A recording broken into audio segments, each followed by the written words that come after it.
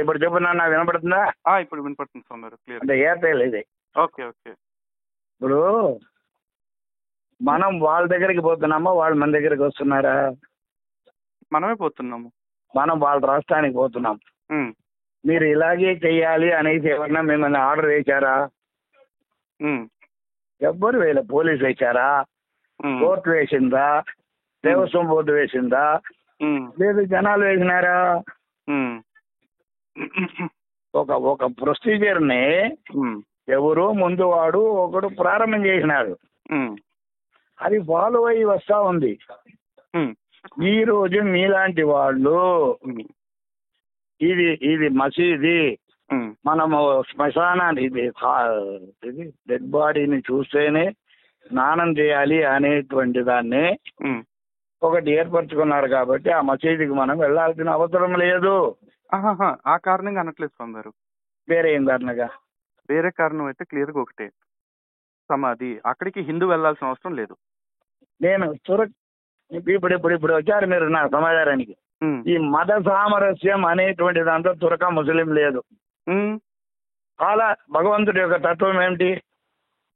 చెప్పండి, మీరు చెప్పండి స్వామి గారు. అందరికీ భగవంతుడు ఒకడే. All are equal in front of lord. Okay. దీన్ని నేను రుజువు చేసి ఐక్యరాజ్య సమితిలో పిహెచ్డి పొంది ఉన్నాను. ఓకే. అందరికీ భగవంతుడు సమమైన వాడే. ఓకే. నువ్వు ఏ మతంతో, ఏ పేరుతో, ఏ దేంతో పిలిచినా నేను పలుకుతానన్నాడు భగవంతుడు. భగవద్గీతలు అన్నాడు, ఉపనిషత్తులు అన్నాడు, అన్నిటిలోనూ అని ఉన్నాడు. నువ్వు ఏ పేరు కావాలో నువ్వు పిలుచుకో. ఇప్పుడు నువ్వు తేడా చూస్తే తేడా చూపిస్తే తేడా చూపించలేదనుకో, తేడా లేదు. అందరికీ దేవుడు ఒక్కడే అనేది మీరు దేవుడి కాంటెక్స్ట్ లో చెప్పారా, మత గ్రంథాల ఆధారంగా చెప్తున్నారా? దేవుడు దేవుడు దేవుడు కాన్సెప్ట్, భగవంతుడు చెప్పిన మాట. భగవంతుడు ఏ గ్రంథంలో చెప్పారు స్వామి? అందరికీ ఉపనిషత్తులో. అవును, ఉపనిషత్తు ఆధారంగా చెప్తున్నారు. మరి ఖురాన్ ఆధారంగా దేవుడు ఆ మాట చెప్పట్లేదు. వాళ్ళ దేవుడు మనకు అవసరం లేదు సార్. మీరు వెళ్ళకపోతే మిమ్మల్ని ఎవరన్నా కొట్టారా సార్? మీరు అక్కడికి వెళ్ళకపోతే మిమ్మల్ని వాళ్ళు ఎవరన్నా వెళ్ళకపోతే మిమ్మల్ని శబరిమలకి పంపించమన్నారా? లేదండి, అలా కాదు కదా. ఇప్పుడు శబరిమల వెళ్లే ప్రతివాడు ముందు ఎరుమేది వెళ్ళాలి అనేది ఒక ఆచారం లాగా మార్చారు. రూల్ లాగా కాదు. రూల్ వేరు, సిస్టమ్ కష్టం వేరు. ఇది కష్టం లాగా మార్చారు. నేను ఆ కష్టం గురించే మాట్లాడా. ఇదేం చట్టం అని చెప్పలా, బ్లాక్ మెయిల్ చేయమని చెప్పాలి. వెళ్ళకపోతే ఏమవుతారు? ఏమండి, మీరు వెళ్ళకపోతే ఏమవుతారు? వెళ్ళే వాళ్ళ గురించి మాట్లాడుతున్నా. వెళ్ళని వాళ్ళ గురించి మాట్లాడుతున్నా. శబరిమల వెళ్ళకపోతే మాత్రం ఎవరు కొడతారు? ఎవరు కొట్టలేదే మరి. నేను ఒకటి చెప్తానండి. వావర్ దర్గాకు ఒకవేళ ముస్లింలు వచ్చే అవకాశమే ఉంటే ఆ ముస్లింలందరినీ కూడా మీరు దర్గా దర్శనం అయిపోయిన తర్వాత కంపల్సరీ అయ్యప్పను కూడా దర్శనం చేసుకోవాలని చెప్పి ఏ ముస్లిము చెప్పట్లా. ఎవరు కాదు మా దర్గా విషయంలో చెప్తున్నారు క్లియర్ గా. ఇగో ఎరుమేలి వెళ్తే కన్యస్వాములు ఫస్ట్ వావర్ దర్గాకి వెళ్లి దర్శనం చేసుకోవాలని చెప్తున్నారు. గురుస్వాములు అందరూ చెప్తున్నారు. మీరు కూడా చెప్పారు. ఈ వీడియో కావాలంటే చెప్పమంటే చెప్తాను. మీరు కూడా గతంలో వావర్ స్వామి దర్గాకి వెళ్ళటం ఆనవాయితీ అని చెప్పారు. ఆనవాయితీ అని చెప్పలేదు. మత సామరస్యానికి గవర్నమెంట్ వాళ్ళు ఏర్పరుచున్నారు. వెళ్ళదలిచిన వాళ్ళు వెళ్ళవచ్చును. వెళ్ళదలిచిన వాళ్ళు ఏంటి? అసలు హిందువులు ఎవరు అక్కడికి వెళ్ళాల్సిన అవసరం ఏంటి? అగత్యం ఏంటి? కర్మే. అయ్యా మిమ్మల్ని వెళ్ళమని ఎవరు కంపల్ చేయలేదు. వెళితే వెళ్ళండి అనే మాట కూడా ఎందుకు చెప్పాలి? మనకు అవసరం ఏంటి? అవునండి, హిందూ దేవాలయానికి వెళ్తే చాలు అని మనం చెప్పుకోలేమా? ఇది హిందూ దేవాలయం కాదు అంటున్నాను నేను. ఏది? శబరిమల హిందూ దేవాలయం? హిందూ దేవాలయం కాదు. మరి ఎవరి దేవాలయం మీరు చెప్పండి? భగవంతుడి దేవాలయం, సుప్రీం దేవాలయం. మీరు ఏ మతాన్ని పాటిస్తున్నారండి? నాకు తెలియదండి. నాకు అన్ని మతము సమ్మతమే. సరే, ఇప్పుడు ఈ కాల్ రికార్డింగ్ ఇప్పుడు మీరు మాట్లాడింది నేను యూట్యూబ్ లో పెట్టుకోవచ్చా? ధారాళంగా. ఎందుకంటే మీరు అయ్యప్ప స్వామి మాల గత 60 ఏళ్ళుగా, గత 40 ఏళ్ళుగా మీరు మాలేస్తుంది ఎప్పటి నుంచి? అవునండి, 40 ఏళ్ళుగా మీరు మాలధారణ. 60 ఏళ్ళుగా పోతున్నా. నాకు అక్కడే అన్నప్రాసన జరిగింది. 60 ఏళ్ళుగా శబరిమల వెళుతూ 60 ఏళ్ళుగా మీరు అనేక మందికి దీక్షనిస్తూ మీరు చెప్తున్న మాట ఏంటి? అయ్యప్ప శబరిమల హిందూ దేవాలయం కాదు, మీరు కూడా హిందువులు కాదని చెప్తున్నారు. హిందూ అనేటువంటి మాటకి నేను రాలే. హిందూ రాలే, ముస్లిం రాలే, క్రైస్తవుడు రాలే, ఏ మతం రాలే. మీకు భగవంతుడి సన్నిధిలో అందరూ సమయమే అన్నాను. భగవంతుడు అనేటువంటి దానికి మీరు ఏ పేరు ఇస్తారు? సరే, భగవంతుడికి నేను ఏ పేరు ఇస్తారని పక్కన పెడతాను. అదే మాట, అదే నా మాట. కాదు, నేను భగవంతుడి గురించి కూడా మాట్లాడతాను. నేను మీరు అడిగే ఏ ప్రశ్న నుంచి తప్పించుకొని చూడండి. నేను అడుగుతున్నది ఏంటంటే, భగవంతుడు అంటే ఫస్ట్ ఏంటి మీరు చెప్పండి. ఏమండి భగవంతుడు అంటే ఏమిటి మీ దృష్టిలో అంటున్నా? పంచభూతములు, నీరు, నిప్పి, నింగి, గాలి అన్ని కాదు పంచభూతములు భగవంతుడు. పంచభూతాలు భగవంతుడా? అవునే. ఈ పంచభూతాలకు అతీతంగా ఇంకేం లేదంటున్నారా? అనేకం ఉన్నది, కానీ మనకు పంచభూతాలతోనే బతుకుతున్నాం. ఈ పంచభూతాలు మనుషులు అనేటువంటి వాళ్ళు, ఈ పంచభూతాలు భగవంతుడని మీరు ఏ ఆధారంగా చెప్పారు? పంచభూతాలు భగవంతుడు అనే లేదు, పంచ ప్రాకృతులం మనం. మీరు కాదు గురుస్వామి, కాదు గురుస్వామి, మీరు 60 ఏళ్లుగా దీక్షలు ఇస్తున్నవారు, మీరు ఇలా మాట్లాడటం కరెక్ట్ కాదు. మీరు మాట్లాడింది కరెక్ట్ కాదు. మీరు గ్రంథం ఆధారంగా చెప్పండి. ఏ ఉపనిషత్తు ఆధారంగా చెప్తున్నారా పంచభూతాలు అంటే భగవంతుడని?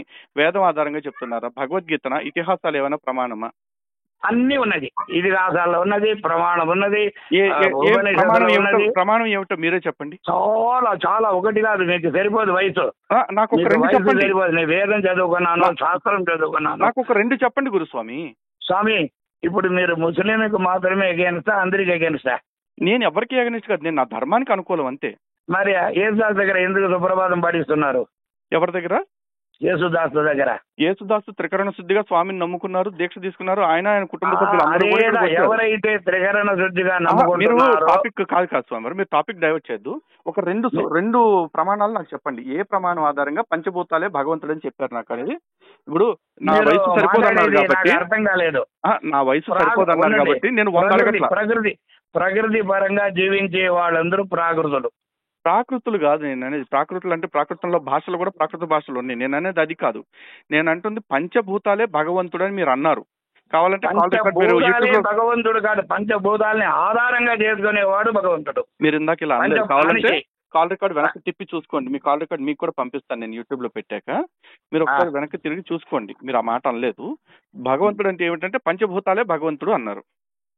పంచభూతాలే భగవంతుడు అనలే, పంచభూతాల మీద ఆధారపడి బతికే వాళ్ళందరూ ప్రాకృతులు అన్నాను. సరే, ఈ కాల్ పబ్లిక్ వింటారు కాబట్టి పబ్లిక్ ఆలోచించుకుని చెప్తారు గురుస్వామి. తర్వాత ఇంకొక విషయం అడుగుతున్నాను. అందరికీ దేవుడు ఒక్కడే అని చెప్పి, భగవంతుడు ఒక్కడే అని మీరు అన్నారు కదా? అవును. భగవంతుడికి దేవుడికి ఉన్న తేడా ఏమిటి? భగవంతుడికి దేవుడికి తేడా ఉండేవిట. మీ భాషలో దేవుడు, మా భాషలో భగవంతుడు. అలా ఎలా అవుతారు స్వామి గారు? ఎలా ఉంటారు కాదంటారు? పోనీ భగవంతుడి యొక్క భగవంతుడికి దేవుడికి తేడా ఏంటి? భగవంతుడి వ్యూహాలు ఏంటో మీరు చెప్పండి. పంచవ్యూహాల్లో భగవంతుడు వస్తాడని మనకి చెప్తున్నారు కదా ఆగమాల్లో. వాద ప్రతివాదనకి నేను దిగలే. కాదు స్వామి, మీరు నాకు ఫోన్ చేసి ఇదిగో వావర్ విషయంగా మాట్లాడతానని చెప్పేసి మొదలు పెట్టారు. మీరే చెప్పారు. వావర్ విషయంగా మాట్లాడతాను అనలేదు. వావర్ సమాధి గవర్నమెంట్ అంగీకరించినారు. అవును, కాదు గవర్నమెంట్ అంగీకరించారని మీరు అంటున్నారు. సరే, కాసేపు ఇప్పుడు కేరళ గవర్నమెంట్ తరఫున పోనీ మీరు మాట్లాడటానికి సిద్ధంగా ఉన్నారా? ఏదో మీరు కేరళ వాళ్ళే గవర్నమెంట్ రెడీ, హైకోర్టు సుప్రీంకోర్టే రెడీగా ఉంది. సుప్రీం హైకోర్టే ఏమని స్వామి వారు? ఈ మాదిరిగా మీరు ఏ మెడలో మాలను, శిరస్సులో ఇరుముడియు ఉంటే ఎవరు కావాలన్నా ఈ శబరిమల సన్నిధానంలో రావచ్చు. అదే అంటుంది స్వామి వారు. ఇప్పుడు శివుడు, ఇప్పుడు అయ్యప్ప స్వామి వారు హరిహర పుత్రుడు.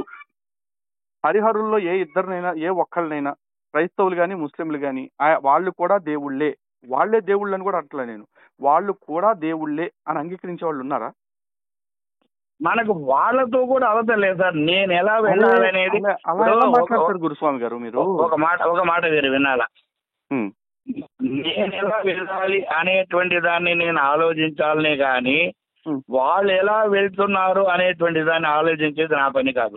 అంటే మనం నాశనం అయిపోతుంది ఎట్లా అయినా పర్లేదు, కానీ అవతలోడు ఎందుకు నాశనం అయిపోతున్నాడు అనేది మనకు అవసరం లేదు. నాశనం గురించి మాట్లాడలేదు. ఇది నాశనమే గురుస్వామి గారు, ఇది నాశనమే. సనాతన ధర్మాన్ని భ్రష్టు పట్టించటమే, సనాతన ధర్మాన్ని పాతాళానికి పతనావస్థకి తొక్కేయటమే. ఓహో.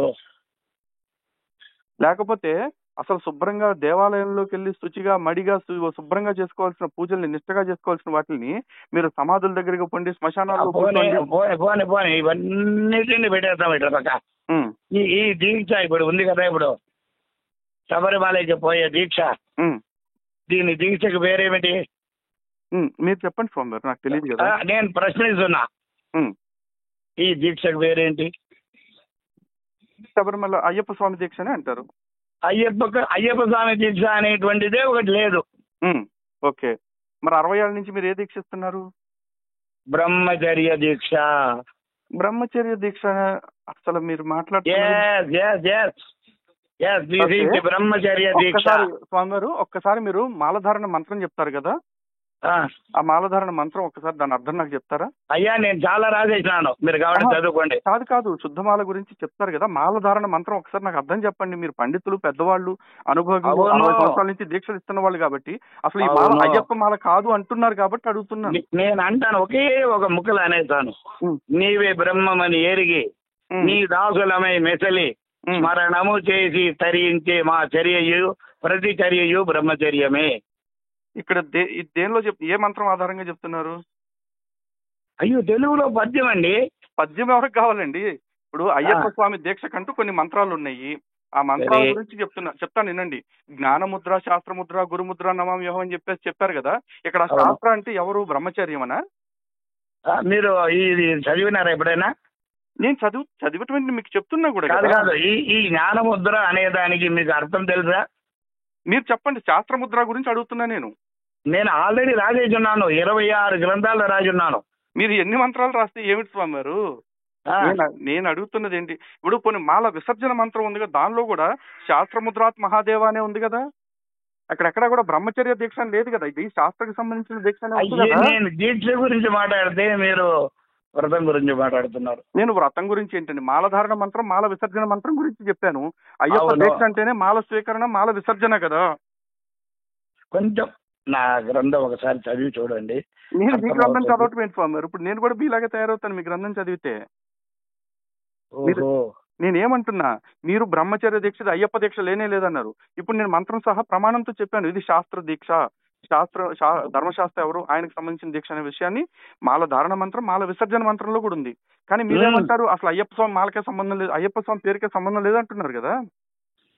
అయ్యప్ప అనే పేరే లేదు అంటున్నాను నేను. బ్రహ్మచర్య దీక్ష విషయంలో తీసుకుందాం, మీరు బ్రహ్మచర్య దీక్ష అంటున్నారు. స్వామి వినండి, ఇంకొక మాట కూడా చెప్తాను, వినండి స్వామి. బ్రహ్మచర్య దీక్ష పోని, ఇది బ్రహ్మచర్య దీక్ష అనుకుందాం. నా మాట విననంటారు. నేను వింటాను స్వామి వారు, కానీ మీకు ఒక చిన్న క్లారిటీ ఇచ్చేసి వింటా. ఇప్పుడు బ్రహ్మచర్య దీక్ష అంటే అయ్యప్ప స్వామి మాల వేసుకున్నప్పుడు చన్నీటి స్నానము, భూశయనము, ఏకభుక్తము. మీరు ఏదో పోతున్నారు. నా మాట, అయ్యప్ప అనేటువంటి ఒక దేవుడే లేదు అంటున్నాను నేను. మరి లేనప్పుడు మీరు ఎవరు దీక్ష తీసుకుంటున్నారు? 60 ఏళ్ళ నుంచి ఎవరు దీక్షిస్తున్నారు మీరు? ఇప్పుడు వచ్చారు నా మాటకు. అయ్యప్ప అనేటువంటి అయ్య, శివయ్య, సాంబయ్య అనేటువంటి అయ్యకును, నారాయణప్ప, వెంకటప్ప అనేటువంటి అయ్యకు అప్పకు పుట్టినటువంటి ధర్మశాస్త్ర, కలిలో ధర్మాన్ని శాసించి నేర్పించి మనుషులను మనుషులుగా నేర్పించేదానికి పుట్టినటువంటి హరిహరుల యొక్క తనయుడైనటువంటి ఒక ధర్మశాస్త్ర గురించి మనం దీక్ష తీసుకుంటున్నాము. ధర్మశాస్త్ర వారు భూమి మీదకి వచ్చారంటున్నారా మీరు? ధర్మశాస్త్రనే ఆయన పేరు. అయ్యో, ఓహో, ధర్మశాస్త్ర భూమి మీదకి వచ్చారు. ధర్మశాస్త్రాన్ని ఆవిర్భవింప చేశారు హరిహరులు. సరే, ధర్మశాస్త్ర వారికి భార్యలు ఎంతమంది? మదన, వర్ణిని, సత్యగన్, ఒక కొడుకు, అనేక మంది ఒక్కొక్క అవతారంలో ఒక్కొక్క స్వామి ఉన్నారు. మరి ఎంతమంది భార్యలు ఉన్నప్పుడు, సంతానం ఉన్నప్పుడు అయ్యప్ప ఎందుకని ఏకాంత దీక్షలో ఉన్నారు? ఒక అవతారములో శబరిమలలో శ్రీ ధర్మశాస్త్ర ఉన్నారు చూసినారా, ఆయనకు మాత్రమే పెళ్లి కాలేదు, 12 ఏళ్ళు బ్రహ్మచారి. మరి ఇప్పుడు ఆయన దీక్షగా తీసుకుంటుంది, మళ్ళీ ధర్మశాస్త్ర పుట్టాడు, అయ్యప్ప పుట్టలేదు అని చెప్పేసి ఇప్పుడు ఇది ఒక అవతారం అని ఎట్లా చెప్తున్నారు స్వామి గారు? ఇప్పుడు రామాలయం ఉందనుకోండి, రాముడు మళ్ళీ విష్ణువు నుంచే వచ్చాడు కాబట్టి రామాలయానికి వెళ్ళవసరం లేదు. ఇప్పుడు ఉన్నది విష్ణాలయమే అంటారా రామాలయాన్ని? అవును, రాముడు విష్ణుడు ఒకటి కాదా? రాముడు విష్ణువు ఒకడే, కానీ అర్చావతారానికి, అంశావతారానికి, మూలావతారానికి కూడా అదే. అర్చావతారము, అంశావతారము. అర్చావతారము అయ్యప్ప, కానీ ఇక్కడ అంశావతారము ధర్మశాస్త్ర. అంశావతారం ధర్మశాస్త్ర అంటున్నారు. ధర్మశాస్త్ర వారు అంశావతారం కాదు. ధర్మశాస్త్ర ధర్మ వారు అనే కలిలో ధర్మశాస్త్ర వారు ఆవేశావతారము. మీరు కావాలంటే మీరు ఏ పురాణంలోనో సందర్భాన్ని వస్తే కనుక మీరు నాకు తీసుకోండి. కొంచెం ఏ పురాణంలో కాదు ఏంటంటే నాకు కొంచెం అంటే నాలెడ్జ్ తక్కువ. మీకు నాలెడ్జ్ తక్కువ స్వామి గారు. మీరు 60 ఏళ్ళ నుంచి అవునండి, దీక్షలు ఇస్తున్న మీరు మీరు ఉన్నది అన్నారు అయ్యప్పే కదా. లేడని చెప్తున్నా. మీకు నేను కొత్తగా ఇప్పుడు రెఫరెన్స్ ఇవ్వాలా? ఎతకండి, దొరుకుతుంది. దొరికిన రోజున ఇదిగో నేను చూపించిన చరిత్ర ఇదని చెప్పేసి చర్చకు రండి. బహిరంగంగా చర్చ పెట్టుకుందాం మన ఇద్దరం, మన ఛానల్. అయ్యా నేను చర్చకు దిగలేదు, నేను చర్చకు రాను ఎవరి దగ్గర. అయ్యో రాకపోతే ఎలా స్వామి గారు? మా నేను మతమే చర్చకు చర్చ కాదు. కాదు, నేను చర్చకు రాను, నేను చెప్పిందే నమ్మాలి అంటే కుదరదు కదా. చర్చ నేను నమ్మమని చెప్పలేదు ఎవరిని. కాదు నమ్మమని చెప్పలేదు. కాదు గురుస్వామి గారు, వాదోపవాదనలు అనేది ప్రతి సబ్జెక్ట్ లోనూ ఉంటాయి. వాదోపవాదన తప్పేం కాదు. ఉంటది. నేను వాదోపవాదానికి వచ్చేవాడు కాదు. అయ్యా ఇదండి నిజం, ఇదండి వాస్తవం, మీరు నమ్మితే ఇది నమ్మండి అని అనేవాడిని. కానీ మీరు ఇది కరెక్టా కాదా? అలా మీరు దర్గాలో ఉన్న శవాన్ని కూడా నమ్మితే నమ్మండి అని చెప్తున్నారు కదా. నేను నమ్మమని చెప్పలేదు. నమ్మితే నమ్మండి అంటున్నారు కదా. అంటే మీరు నమ్మితే నమ్మండి, నమ్మకపోతే పోండి అంటున్నాను. గవర్నమెంట్ కాదు, మీరు దర్గాలో ఉండే శవంలో కూడా దేవుడు ఉండే అవకాశం ఉంది అని చెప్తున్నప్పుడు మీకు ఇంకా భగవంతుడు ఏం అర్థమైనట్లని నేను అనలేదండి. గవర్నమెంట్ కేరళ గవర్నమెంట్ వాళ్ళు అనేది Congress communist government secular government 100 చెప్తాయండి. అవన్నీ మీరు ఎట్లా నమ్ముతారు? మీరు ఒక గురువులు, మీరు మార్గం చూపాల్సిన వాళ్ళు, మీకంటూ సొంత వివేచన ఉండాలి కదా. సార్ మీ ఇంటికి వచ్చినప్పుడు మీ పాలసీ నేను ఫాలో చేయాలా? మా ఇంటికి పాలసీ ముస్లిం స్నేహితుడు వచ్చినప్పుడు కాదండి, మీకు ముస్లిం స్నేహితుడు ఉంటారు, ప్రేమ కొద్ది ఇంటికి పిలిచారు కదా, వాళ్ళ ఇంటికి వెళ్ళినప్పుడు వాళ్ళు పెట్టింది తినాలని ఆయన గోమాంసం పెడితే మీరు తింటారా? కాదండి, నేను మీ ఇంటికి వచ్చినప్పుడు నా ఇంటికే వచ్చారు, నేను ఒక ముస్లిం అనుకోండి, నేను గోమాంసం పెడితే మీ ఇంటికి వచ్చినప్పుడు మీ రూల్ పాటించాలి కాబట్టి తినాలని తింటారా? అవసరమైతే తీసుకుంటా, అక్కర్లేదంటే వదిలేస్తా. అవసరం అయితే కాదు, మీకు నాకు ఇష్టమైతే నా ఏజ్ కూడా బ్రెడ్ ఉంది, కాఫీ ఉంది, ఇడ్లీ ఉంది, రకరకాలు ఉంది, ఏది ఇష్టమైతే తింటాం. అది తింటామే తప్ప నువ్వు ఇదే తినాలని ఎక్కడ చెప్పాలి? ఇంట్లో నేను గోమాంసమే ఉంది అంటాను, నేను ఒక ముస్లిం. మీ దగ్గర ఉందని నేను అక్కర్లేదని వేస్తాను. మరి ఇప్పుడు అదే నాకు అవసరం లేదని చెప్పమంటున్నాం హిందువుల్ని, మాకు ఆ దర్గాకు పోవాల్సిన అవసరం లేదని చెప్తున్నాం. నేను చెప్తున్నాను, మీకు గురువుగా మీరు ఎలా స్వీకరించాలి? బాబు మేము ఇంతకాలం నుంచి చెప్పలేకపోయాం, కనీసం నువ్వన్నా చెప్తున్నావు. మత సామరస్యం పేరుతో మన వాళ్ళు మత మౌఢ్యంలోకి వెళ్ళిపోతున్నారు, అట్లీస్ట్ మీరు దారి చూపిస్తున్నారు, మీకు మా ఆశీస్సులు ఉంటాయని చెప్పాలి. కానీ మీరు ఏం చెప్తున్నారు? వాళ్ళు ఏదో మత సామరస్యం కోసం పెట్టారు, వెళ్ళే వాళ్ళు వెళ్తారు, మనకెందుకు అని మాట్లాడుతున్నారు. మనకెందుకేంటి?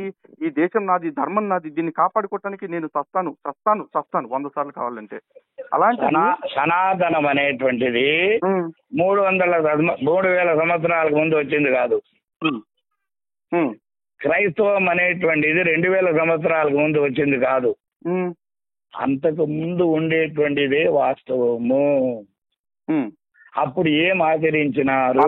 లేదా సనాతన ధర్మం అయితే అంతకు ముందు ఉండేటువంటిదే సనాతనం.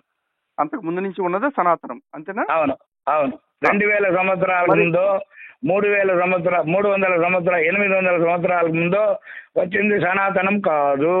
ఓకే, మరి సనాతన ధర్మానికి మూలం ఏమిటి మీరు చెప్పండి?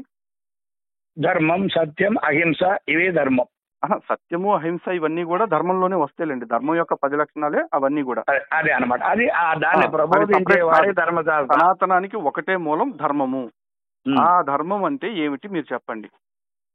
ధర్మం నీ ధర్మం, నీవు ఏమి పాటిస్తున్నావో, నీవు ఏ విధంగా నీవు నిలకడగా ఉంటున్నావో, అందరూ ఎలా పరిగెడుతున్నారు, నీళ్ళు ఎలా పరిగెడుతుందో ఆ నీటితో పాటు నువ్వు పరిగెట్టినావంటే ఊరు చేరుకుంటావు. ఎదురీత కొట్టినావంటే కాసేపట్లో ఆగిపోతావు. అదే అనమాట రెండింటి. కాదు కదండి, ధారణాత్ ధర్మమిత్యాహు అని చెప్పేసి చెప్తున్నారు. ధారణిత్యాహు ధర్మ. మరి అలాంటి ధారణాత్ ధర్మమిత్యాహు అంటే ఏదైతే ధరించదగింది ఉందో దాన్ని ధర్మం అంటారని చెప్పేసి చెప్పినప్పుడు ఆ ధర్మానికి 10 లక్షణాలు కూడా చెప్తున్నారు. ధృతి, క్షమ, ధమో, స్థేయం, శౌచం, ఇంద్రియ నిగ్రహం, ధీర్, విద్య, సత్యం, అక్రోధో, దశకం, ధర్మ లక్షణం అని 10 లక్షణాలు చెప్పారు. ఇలా పాటించాలి అని చెప్పిన లక్షణాలు అన్నింటిని విడిచిపెట్టేసి ధర్మం అంటే నువ్వు చేయాల్సింది చేయటం అని చెప్పేసి అంటున్నారు. నేను చేయాల్సింది చేయటమే కాదండి, చెయ్యకూడని పనులు చేయకుండా ఉండటం కూడా ధర్మం. అవును, నిజమే. అయితే వీటంతటికీ కూడా ఏమిటి ప్రమాణం అంటే కూడా భగవద్గీతలో స్వామి చెప్పారు, తస్మాత్ శాస్త్రం ప్రమాణం కురితే కార్య వ్యవస్థితాః. ఏది నిజమే కదా. ఏది చెయ్యాలి ఏది చెయ్యకూడదు అనే దానికి శాస్త్రం ప్రమాణం అన్నారు. ఇలా దర్గాలకు వెళితే వెళ్ళొచ్చు అని చెప్పడానికి ఏ శాస్త్రం ప్రమాణం హిందూ గ్రంథాల్లో అండి? లేదు లేదు, అంటే బ్రహ్మచర్య అసలు దీక్ష దర్గాకి పాటించు. అసలు దర్గాకి సూఫీలు తప్ప బ్రహ్మచర్యం అంటే ముస్లింలే పోరు. బ్రహ్మచర్యం అంటే ఏంటి మీకు? బ్రహ్మచర్యం అంటే అర్థం ఏంటి? బ్రహ్మేణ చరతీతి బ్రహ్మచర్య, ఎట్లా అంటే బ్రహ్మం నందు చరించటమే. అంటే బ్రహ్మ అంటే ఏంటి? చెప్పండి, మీరు చెప్పండి. మీరు మీరు ఆ, మేధావులు. నేను మీరు అడుగుతున్నా. ఆ. నేనే ప్రశ్న, నేనే ఆన్సర్ కాదు. ఉమ్. బ్రహ్మము అంటే ఏంటి? ఏదైతే మన కంటికి అందదో, మన తెలివికి చిక్కదో, మన స్థాయికి మించి ఎక్కడైతే ఆ అతీత శక్తి ఉందో దాన్ని బ్రహ్మం అంటారు. అంటారు. ఒప్పుకున్నా, ఇది నేను ఖచ్చితంగా ఒప్పుకున్నా. ఉమ్, నీవే బ్రహ్మమని ఎరిగి ఉమ్, నీ దాసులమై మెసలి ఉమ్. స్మరణము చేసి తరించే మా ఈ ప్రతిచర్యయు పద్యం ఎవరు రాశారు బ్రహ్మచర్యం. స్వామి గారు? అయ్యో, నేనే రాశాను. మీరు రాసింది మీకు ప్రమాణం అవుతుందా చెప్పండి? ఇది నేను ప్రమాణం అవుతుందా కాదా అనేది కాదు. నేను ప్రమాణ ఇది వాక్యం అడుగుతున్నప్పుడు ఇది కాదు ప్రమాణం అవుతుందా కాదా అనేది కాదు. గురువు గారు, ఏదో గ్రంథము నుంచి మీ ప్రకారం చూసుకుంటే మీకు దర్గాకి వెళ్తే మాత్రం తప్పేముంది అనే వాదన మీది. అలాంటి మీరు రాసిన శాస్త్రాన్ని ప్రమాణం అంతకి తీసుకోవాలని ఎట్లా అంటారు? మీరు రాసిన నేను పద్యాన్ని? రాసి ఇది నేను చదివింది, ఇది చదివి 4 భాషల్లో నుంచి చదివి దీన్ని నేను ఇక్కడ ఆంధ్రప్రదేశ్లో ఉండే ప్రజలకు మాత్రమే, తమిళ్ వాళ్ళు వాదించలేదు, కేరళ వాళ్ళు వాదించడం లేదు, మిగతా భాషల వాళ్ళు ఎవరు వాదించడం లేదు దీన్ని. ఉమ్. ఇప్పుడు తెలుగు వాళ్ళు మాత్రమే వాదిస్తున్నారు. దేని ఈ విషయం వాదనకు దేని విషయం వాదిస్తున్నారు? ఇప్పుడు మీరు అన్నారు చూడండి, ఉమ్, ధర్మం ఏది, ఉమ్, నువ్వే బ్రహ్మచర్యం అంటే ఏంటి, ఉమ్, బ్రహ్మచర్యంలో అర్థం ఏంటి అని. ఉమ్, కానీ ఉమ్, ఒక అతను పోయిన సంవత్సరం మాట్లాడినాడు, ఉమ్, ఏమేమో మాట్లాడినాడు. ఉమ్, నిజానికి అతనికి శిక్షార్హుడు. ఉమ్, ఆ శిక్షార్హుడికి భగవంతుడు శిక్షిస్తాడు అనేటువంటి నమ్మకం కలిగిన వాళ్ళు ఎవరు మాట్లాడలేదు. ఉమ్, కానీ ఉమ్, మంచి మాల వేసుకుని నిష్ణాతులైనటువంటి గురుస్వాములు ఉమ్. ఆయన మాట్లాడిన దానికంటే కూడా 100 రెట్లు ఎక్కువగా మాట్లాడి ఆయన దూషించినారే. అప్పుడు మరి ఏం చేసినారు అప్పుడు? ఎవరిని నాకు అర్థం కాలేదు, ఒకసారి రిపీట్ చేయండి స్వామి గారు. ఇప్పుడు ఒక అతను లాస్ట్ టైం మాట్లాడినాడు కదా, ఉమ్, ఈ అయ్యప్ప గురించి ఒక మాట్లాడి పెద్ద చర్చ జరిగింది కదా లాస్ట్ ఎవరు? ఇయర్. బైరు నరేష్. బైరే నరేష్. ఉమ్. ఈ బైరే నరేష్ మాట్లాడింది కరెక్టా రైటా తప్ప? 100% తప్పే కదా. 100% తప్పైనప్పుడు భగవంతుడు ఆయన దండించాలనా వద్దా? భగవంతుడు దండిస్తాడు అని ఎక్కడ ఉంది చెప్పండి, మీరు చెప్పండి. భగవంతుడు మన్నిస్తాడంటారా? భగవంతుడు ముమ్మాటికి మన్నిస్తాడు కదా. భగవంతుడిని గురించి భగవంతుడు ఒక విషయం చెప్తాను వినండి. సనాతన ధర్మం ప్రకారం భగవంతుడు ఒకడికి శిక్ష వేయడు, ఒకడికి శిక్షలు మాఫీను చేయడు. రుణమాఫీ పథకాలు ఇక్కడ ఏం లేవు. ఇక్కడ సరే. మనకి చాలా క్లియర్ గా ఉన్నది ఏంటంటే అవశ్యమేవ భోక్తవ్యం కృతం కర్మ శుభాశుభం నా భుక్తం క్షేతే కర్మ కల్పకోటి శతైరపి. ఎవడు చేసిన పాపం పుణ్యాన్ని బట్టి వాడు అనుభవించాల్సిన కర్మని వాడు ఖచ్చితంగా అనుభవించాల్సిందే, కోటి కల్పాలైనా. ఎవడు తప్పించుకోలేడు. ఇక్కడ భగవంతుడు దూరి వీడు మావోడే కాబట్టి కాసేపు వదిలేద్దాం, వీడికి శిక్షలు మాఫీ చేద్దాం, లేకపోతే వీడు పక్క మతాలోడు కాబట్టి వీడికి ఎక్కువ శిక్ష చేద్దాం అని చెప్పి ఎప్పుడు అనుకోడు దేవుడు. అదే మాదిరిగా మనం చేసుకునే గుణకర్మల్ని అదే బట్టి మాలను వేసుకొని భగవంతుడు ఉన్నాడు, భగవంతుడు నా ఎడ న్యాయం చేస్తాడు, ఆ భగవంతుడిని నేను నమ్ముకొని ఈ మాల వేసుకున్నాను అనుకున్న లక్షలాది జనులు మీడియా ముందు వచ్చి ఆ బైరి నరేష్ని నానా కారు కూతులు ఆయన మాట్లాడిందంటే కూడా పెద్దగా మాట్లాడినారే. అప్పుడు వాళ్ళందరూ ఏమైనారు? ఎవరందరూ ఏమన్నారు? వాళ్ళందరూ చేసిందే ధర్మం కదా. మరి ఎవరందరూ చేసిన ధర్మము? వాళ్ళు చేసింది ముమ్మాటికి ధర్మం కదా. ఏది ధర్మం? మరి తప్పు చేసిన బైరి నరేష్ ని ఖండించారు వాళ్ళు. అంతకంటే బూత్ మాటలు మాట్లాడతారు కదండి. ఇప్పుడు ఒక్క విషయం చెప్తాను చూడండి, ఎవరికి ఎట్లాంటి భాషలో చెప్పాలో వాడికి అట్లాంటి భాషలోనే చెప్పాలని చెప్పేసి పరమాత్మే చెప్పారు మహాభారతంలో. యస్మిన్ యథా వర్తతే యో మనుష్య తస్మిన్ తథా వర్తితవ్యం తద్ధర్మ. ఎవడు మనతో ఏ విధంగా ప్రవర్తిస్తే తిరిగి వాడితో అలాగే ప్రవర్తించడమే ధర్మం అని చెప్పి స్వామి చెప్పారు కదా. ఇప్పుడు మనం ఇద్దరు మాట్లాడుకోవడం వచ్చి ఒక ముస్లిం అనేటువంటి ఇస్లాం అనే దాని గురించి మాత్రమే మనం మాట్లాడుకుంటున్నాం. మరి జేసుదాస్ ఎవరండి? జేసుదాసు ఆయన పక్కా హిందువుగా మారారు, తెలుసుకోండి మీరు కావాలంటే. అయ్యో చూసుకోండి, ఇప్పుడు కావాలంటే మీరే చూసుకోండి. అయ్యో అయ్యో అయ్యో ఇప్పుడు కదండి మారాడు, అంతకుముందు ఇప్పుడు కాదండి, ఒక విషయం చెప్తాను చూడండి. ఆయన క్రైస్తవుడిగా ఉన్న తర్వాత స్వామిని తెలుసుకున్నారు. అలాగే నేను అనేది వావర్ లేడని కూడా అనట్లా. వావర్ అనే ఆయన ఉన్నాడు. మీరు ఇంకా లేడు అంటున్నారు, నేను ఉన్నాడు అంటున్నా. వావర్ ఉన్నారు, వావర్ అనేవాడు లేడు. వావర్ ఉన్నాడు. లేడని మీరు అంటానికి మీ దగ్గర ప్రమాణం లేదండి. నా దగ్గర ఉందండి. లేదు. వాపరుడు అనేటువంటి వాడు అంగరక్షకుడుగా ఈ హరిహర పుత్రుడికి ఉన్నాడు. మరి ఇప్పుడు ఆ వాపరుడే స్వర్ణ మందిరంలో ఉండేటువంటి ఆ ధర్మశాస్త్ర వారిని పందల రాజా గారికి తీసుకుపోయి చూపించి వావర్ లేడు అని మీరే అన్నారు కదా. ఏమని? వావర్ లేడు అన్నారు ఒక నిమిషం క్రితం. వాపరుడు అనేటువంటి వాడు ఉన్నాడు అన్నాను, వావరు లేదనలేదు. వావరు కాదు వాడి పేరు, వాపరుడు అన్నాను. వావరుడు అయితే వాపరుడు అదే మీరు అంటున్నదే. మీరు వాపరుడు అంటున్నారు, నేను వావరుడు అంటున్నాను. ఓకే, కానివ్వండి.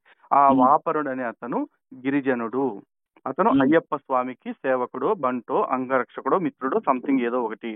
అయ్యప్పని నిజమైన దేవుడు అని తెలుసుకున్న తర్వాత కూడా ఇప్పుడు వాపరుడు వచ్చేసి ఇంకా నేను దర్గాలోనే ఉంటా, నువ్వు నా ఫ్రెండ్వే గానీ నా దేవుడు, నువ్వు దేవుడు అని తెలిసినా గానీ నేను మాత్రం అల్లాని నమ్ముతా అంటాడు. కానీ ఈ దర్గా అనేటువంటిది మన దేశంలోనూ ఉంది, వాళ్ళ దేశంలోనూ ఉంది. మీరు చూపిస్తాను. ప్రపంచంలో ఏ దేశాల్లో దర్గాలు ఉన్నాయో నాకు చెప్పండి, భారతదేశం మినహా. దీంట్లో భారతదేశం గురించి వెళ్ళారా మనం మాట్లాడేది? భారతదేశం గురించి మీరు ప్రపంచంలో వాళ్ళ దేశంలో కూడా ఉంది అన్నారు కాబట్టి అడుగుతున్నా. ఏ దేశంలో? ఎవరి దేశంలో?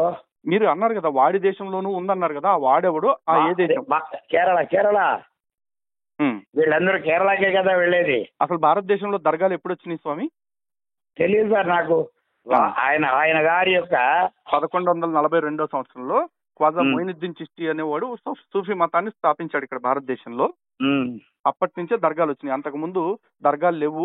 అసలు ఇస్లాంలో దర్గా సంప్రదాయం లేదు. ఈ రోజుకి కూడా సున్నీ ముస్లింలు ఎవరు కూడా దర్గాల ముఖం కూడా చూడరు. ఇస్లాంలోనే దాదాపు 90% వాళ్ళు చూడని దర్గాల దగ్గరికి హిందువులు వెళ్తే తప్పేంటి అని మీలాంటి వాళ్ళు మాట్లాడుతున్నారు. నేను మాట్లాడలేదు. హిందువులు వెళ్తే తప్పేమిటి అని, మళ్ళీ వెళ్ళకపోతే తప్పేమిటి అని అడిగిన. వెళ్ళకపోతే తప్పేమిటా? వాళ్ళ ఇష్టం.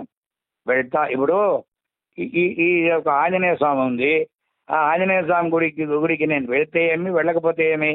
వెళ్తే నాకు పుణ్యం వస్తుంది, వెళ్ళకపోతే నాకు పుణ్యం రాదు అనేటువంటి దాన్ని మనం క్రియేట్ చేసినాం కాబట్టి దండం పెట్టుకొని ఇట్ట అనుకుంటూ ఇప్పుడు దేవాలయానికి వెళ్ళటం, దర్గాకి వెళ్ళటం ఒకటే అంటారా మీరు? ఆ రెండు నేను ఒకటే అనలేదు. మాట్లాడుతున్న దాని గురించి వదిలేసి నేను ఆంజనేయ స్వామి గుడికి వెళ్ళకపోతే నష్టం ఏమిటి, వెళ్తే లాభం ఏమిటని మాట్లాడుతున్నారు. అసలు దేవాలయానికి లాభ నష్టాల కోసం వెళ్తారా స్వామి? నాకు తెలియదు. వెళ్ళకపోతే 60 ఏళ్ళుగా మీరు ఎలా దీక్షలు ఇస్తున్నారు గురుస్వామి? పొరపాటుగా అంటే పొరపాటుగా ఇందులో ఉండేటువంటి ఉపనిషత్తు, దీంట్లో ఉండేటువంటి కేరళ సాంప్రదాయము, వీళ్ళ దగ్గర ఉండేటువంటి గ్రంథాలు, ఇది అమర కోసము మీరు ఏదేదో చెప్పారు కదా మీ యొక్క దీంట్లో, అవన్నీ కాస్త చదివినాను కాబట్టి, బ్రాహ్మడై పుట్టినాను కాబట్టి, వేదం చదువుకున్నాను కాబట్టి. నేను మీ చదువుని, మీ విద్యని, మీ జ్ఞానాన్ని దేన్ని నేను తక్కువ చేయట్లా. మీ సెక్యులరిజం అనే కాన్సెప్ట్ ఏదైతే ఉందో, అంటే మత కేంద్రానికి వెళ్తే తప్పేంటి, వెళ్ళకపోతే నష్టం ఏంటి అని మాట్లాడుతున్నారో, అలాంటి మాటలు ఖచ్చితంగా మీలాంటి గురుస్వాముల దగ్గర నుంచి ఆమోదనీయమని కాదు. మీలాంటి స్వాములు దీక్ష ఇచ్చేటప్పుడు హిందుత్వవాదుల్ని దేశభక్తులుగా, ధర్మరక్షకులుగా తయారు చేయాలి. కానీ మీరు ఏ మతంకైనా పొండి కానీ నా దగ్గరికి దీక్ష మాత్రం తీసుకోవడానికి రండి అని చెప్పేసి ప్రచారం చేయడం కూడా. మీరు హిందూగా మాట్లాడుతున్నారు, నేను మనిషిగా మాట్లాడుతున్నాను. మీరు మనిషిగానే మాట్లాడండి. ప్రపంచంలో మానవత్వాన్ని బోధించిన గొప్ప మతం ఏదో మీరే చెప్పండి, గొప్ప ధర్మం ఏదో చెప్పండి. పోనీ మానవతా దృక్పథంలోనే మానవత్వం అంటే ఏంటో మీరు చెప్పండి. మానవత అనేటువంటిది సగటి తనలాగే మిగతా వాళ్ళని కూడా చూచుటే మానవత. అసలు మానవుడు అనే పదానికి అర్థం, ఆ పదం ఎలా వచ్చిందో చెప్పండి. మీరే చెప్పండి. మీకు తెలుసు కదా స్వామి గారు, మీరు చెప్పండి. మీరు చెప్పండి. నాకు తెలిసే అనుకుంటారు, నాకు తెలియదు. మనువు నుంచి ఉద్భవించిన వాళ్ళు కాబట్టి మనం అందరం కూడా మానవులు అని పిలువబడుతున్నాం. ఎక్కడి నుంచి? మనువు ద్వారా ఉద్భవించిన వాళ్ళం కాబట్టి, మనువు ద్వారా వృద్ధి చెందిన వాళ్ళం కాబట్టి మనం మానవులని పిలువబడుతున్నాము. లేకపోతే మనుషులు అనే మీనింగ్ కూడా దానికే వస్తుంది. మరి ఆ మనువు ఎవరు? సనాతన ధర్మం కాదా మనువు చెప్పింది? అయ్యో, మనువుకు తర్వాత ఎన్నో కొన్ని వేల సంవత్సరాల తర్వాత ఎన్నో మతాలు వచ్చి అవన్నీ శాక్తేయం వచ్చింది. అప్పట్లో కూడా ఈ ముస్లిం క్రైస్తవుడు రాకముందు కూడా శాక్తేయులు, శైవులు, వైష్ణవుడు వీళ్ళందరూ కొట్టుకున్నారు. అప్పుడేమైనా మీకు ఒక విషయం తెలియాలి స్వామివారు, ఇక్కడ బహుశా మీకు తెలిసే ఉంటుంది, లేకపోతే తెలియకపోను ఉండొచ్చు. సనాతన ధర్మం అనేది అప్పుడు ఉంది, అంతకు ముందు ఉంది, అసలు మతాలు పుట్టక ముందే ఉందని మీరు అంటున్నారు. సనాతనం అనే దానికి అర్థమే అది ఎప్పుడు పుట్టిందో తెలియదు, ఎప్పటికీ అంతం కాదు, కాబట్టి ఇది సనాతనం అంటున్నారు. మీరు హిందూ అంటున్నారా? చెప్తాను గురుస్వామి, అదే చెప్తున్నా. ఇదే సనాతన ధర్మాన్ని మనం వేదం ప్రమాణంగా బ్రతుకుతాం కాబట్టి వైదిక ధర్మం అని అంటున్నాం. ఆ వేదము ఋషిప్రోక్తం కాబట్టి ఆర్షధర్మం అని కూడా అంటున్నాం. ఆ ఆర్షధర్మంలో పాటిస్తున్న వాళ్ళందరూ మీరు పూర్తి చేయనివ్వండి. ఆర్షధర్మాన్ని పాటిస్తున్న వాళ్ళందరూ కూడా సింధు నది పరివాహక ప్రాంతంలో ఉన్నారు కాబట్టి బయట నుంచి వచ్చిన వాడు ఇది సింధువులు, లేకపోతే వాడి భాషలో సా అనేది సరిగా లేదు కాబట్టి హిందువులు అని చెప్పేసి అన్నారు. మనం దాన్ని స్వీకరించాం, దీన్ని స్వీకరించాం. పేరులో ఏం లేదు, మనకంతా కూడా మన ధర్మంలో ఏముందనేది ఇంపార్టెంట్. మన ధర్మం మనకి గొప్ప. మన ధర్మానికి పేరు గురించి ఆలోచిస్తున్నారు మీరు. మీరు హిందువా లేకపోతే నేను మానవుడిని అని నేను చెప్తాను ఒక మాట స్వామి, ఒక మాట. ఇప్పుడు ఇస్లాంలో క్రైస్తవ్యంలో విశ్వాసులు అవిశ్వాసులు అని 2 కేటగిరీస్ ఉంటాయి. కానీ సనాతన ధర్మంలో ఉందా లేదా అనేది ఆ రోజు ఉంది, ఈ రోజు ఉంది. లేదు నేను చెప్తాను. చెట్టు ముందా విత్తనం ఉందా అనేటువంటి వాదన ఆ రోజు నుంచి ఉంది. ఆ రోజు నుంచి ఉంది. సనాతన ధర్మమే దానికి సమాధానం చెప్పింది. అదే చెప్తున్నాను, వినండి ఒక్కసారి. ఇప్పుడు ఆ మతంలో ఈ మతంలో విశ్వాసులు అవిశ్వాసులు అని మనుషుల్ని విడదీశారు, ఆడ మగ అని విడదీశారు. కానీ సనాతన ధర్మంలో స్వామి ఒకటే చెప్పారు, మనుషులే కాదు సమస్త జీవరాశులు కూడా ఆయన నుంచే వచ్చినాయి, ఆయన నుంచి వస్తాం కాదు, ఆయనే మొత్తం అంతటా వ్యాపించున్నారని చెప్పారు. అందుకే మీరు భగవద్గీతలో కానీ లేకపోతే వేదంలో కానీ చూస్తే విరాట్ పురుషుడు విశ్వరూపుడు అని చెప్పేసి చెప్తారు. విశ్వరూప సందర్శన యోగం అంటే పరమాత్ముడు 1000 చేతులు ఉన్నాయి, 1000 తలకాయలు ఉన్నాయని కాదు, విశ్వం అంతా ఆయన రూపమే ఉంది, విశ్వంలో కనిపించే ప్రతి రూపము ఆయనదే అని చెప్పటమే ఆ విశ్వరూప సందర్శన యోగం యొక్క ముఖ్య లక్ష్యము. ప్రపంచంలో విశ్వశాస్త్ర అనేటువంటి వారు కూడా ఒకరు ఉన్నారు ఇక్కడ. ఇందులో 108 పరశురాముల వారు ప్రతిష్ఠ చేసిన 108 శాస్త్రాలు విశ్వశాస్త్ర అనేటువంటి ఉన్నారు. విశ్వమంతా నిండి ఉండేటువంటి ఒక శాస్త్ర వారు ఉన్నారు. స్వామివారు, నాకు చాలా బాధగా అనిపిస్తుంది మీ జ్ఞానాన్ని ఆక్షేపించాలంటే, కానీ ఒక విషయం చెప్తాను స్వామివారు. శాస్త్ర అనే పదంలోనే ఉంది శాసించువాడు. అది శాసిస్తున్నప్పుడు ఏదైతే ధర్మమే ఆయన శాసిస్తాడు. ఎప్పుడు శాసించినా విశ్వశాస్త్ర అయినా ధర్మశాస్త్ర అయినా ఇంకెవరైనా కూడా ఓకే, ఆయన ధర్మాన్ని శాసిస్తారు. ఆ శాసించి ఆయన చేసే శాసనాలను పాటించడం వల్ల మనకేం కలుగుతుంది అంటే సిద్ధి కావచ్చు, సంపద కావచ్చు, జ్ఞానం కావచ్చు, ఏదైనా కూడా పూర్ణంగా పుష్కలంగా లభిస్తాయి. జ్ఞానము, సిద్ధి, నిష్ఠ అన్ని పూర్ణంగా పుష్కలంగా లభిస్తే మనం సత్య మార్గంలో నడుస్తాము. అందుకే ఆయన భార్యలు 2 పేర్లు పూర్ణ, పుష్కల అని చెప్పేసి, ఆయన కుమారుడి పేరు సత్యకుడు అని చెప్పేసి చెప్పారు. అలాగే 3వ ఆవిడ ధర్మశాస్త్ర వారిని వివాహం చేసుకుంది కోరి. ఆవిడ పేరు ప్రభ. ప్రభ అంటే మనం ఏదో అనుకుంటాం, ఆవిడే కోరి వచ్చిందని ఎందుకు చెప్పారంటే ఈ జ్ఞానం పూర్ణంగా పుష్కలంగా ఉంటే మనం సత్యంగా జీవిస్తుంటే ఆ ప్రభ మనం వెతుక్కుంటూ వస్తుంది, మన ప్రభ వెలిగిపోతుంది. ఇదంతా కూడా తత్వమే, తాత్వికంగానే చెప్పారు. మీరు భౌతికంగానే ఆలోచిస్తా ఉన్నారు ఇంకా కూడా. అందుకే విశ్వశాస్త్ర అని అంటున్నారు. ఇక్కడ కంపారిజన్ ఎందుకు? నేను విశ్వరూపం గురించి చెప్తుంటే మీరు విశ్వశాస్త్ర అనే దానికి ఎందుకు వెళ్ళారు? మీరు ఆలోచించండి ఒకసారి. విశ్వంలో ఆయన ఒక ఆ శాస్త్ర అనేటువంటి వారు విశ్వమే, శాస్త్ర అనే విశ్వము అనం. ఇప్పుడు మీరు అన్నారు చూసినారా ఈ ఈ మాలాధారణ మంత్రం గురించి. అవును, మొదటి వాక్యమే ఋషి ప్రోక్తందు పూర్వాణం మహాత్మానాం గురోర్మదం స్వామి శరణం ఇత్యేవం ముద్రావాక్యం ప్రకీర్తితం స్వాకారోచ్చార మాత్రేణ స్వాకారం దీప్యతే ముదే మకారం తు శివం ప్రోక్తం ఇకారం శక్తిరుహ్యతే స్వాత్మానాంచ పరాత్మానాం తయోరైక్యాత్తదం శుభం ప్రసన్నం భారసంహారం వినీతం వశ్యకారణం సంబీజం శత్రు సంహారం రేభం జ్ఞానాగ్నివాజగం నకారం సిద్ధిదం శాంతం ముద్రా వినయ సాధనం. మాలాధారణ, నేను మాలాధారణ మంత్రం గురించి మాత్రమే అడుగుతున్నాను గురుస్వామి. మాలాధారణ మంత్రం గురించి ఇప్పుడు చెప్తున్నాను నేను. మాలాధారణ మంత్రం అంటే జ్ఞానముద్ర, శాస్త్రముద్ర, గురుముద్రాం నమామ్యహం, వనముద్రాం, శుద్ధముద్ర, రుద్రముద్రాం నమామ్యహం అని ఉంటుంది కదా, ఆ మంత్రం గురించి అడుగుతున్నా. ఎందుకంటే కాదండి, తాత్పర్యం మీరు చెప్పట్లా, మీరు దానికి మళ్ళీ ఇంకొక రూపంలో చెప్తున్నారు శ్లోకాన్ని. నేను అనేది ఏంటంటే, మీరు అయ్యప్ప స్వామి దీక్ష కాదు, ఇది బ్రహ్మచర్య దీక్ష అన్నారు కాబట్టి ఒక్కసారి మాలాధారణ మంత్రం మాత్రమే చెప్పమంటున్నా. ఎందుకంటే మాలాధారణ మంత్రంలో మనకి శాస్త్రం గురించి వస్తుంది, రుద్రుడి గురించి వస్తుంది, విష్ణువు గురించి, అందరి గురించి వస్తుంది. మీరు అసలు అయ్యప్పే లేడు అని అన్నారు కాబట్టి, అయ్యప్ప పేరే తప్పు అంటున్నారు కాబట్టి. అయ్యప్ప అనేటువంటిది అయ్యా అప్ప అనేటువంటిది స్వామి, మీరు ఆ దీక్ష అయ్యప్పది కాదన్నారు కదా, దాని గురించి నేను అడుగుతుంటే మీరు ఎటెటు తిప్పుతున్నారు ఎందుకని? ఇది అయ్యప్ప దీక్ష కాదు, బ్రహ్మచర్య దీక్ష అంటున్నాను నేను. అది ఏ ప్రమాణం ఆధారంగా చెప్తున్నారు? ఇప్పుడు బ్రహ్మచర్య దీక్షకు ఉండాల్సిన నియమాలు ఏంటి? అసలు బ్రహ్మచర్య దీక్ష ఏ గ్రంథంలో చెప్పారు? ఇదే కదా నేను చెప్తున్నా. బ్రహ్మచర్య వీళ్ళందరూ పాటించేది ఏం దీక్ష? అర్థం కాల. ఇన్ని లక్షల కోట్లాది జనులు ఇన్ని సంవత్సరాలుగా పాటించేది ఏ దీక్ష? అయ్యప్ప దీక్షని.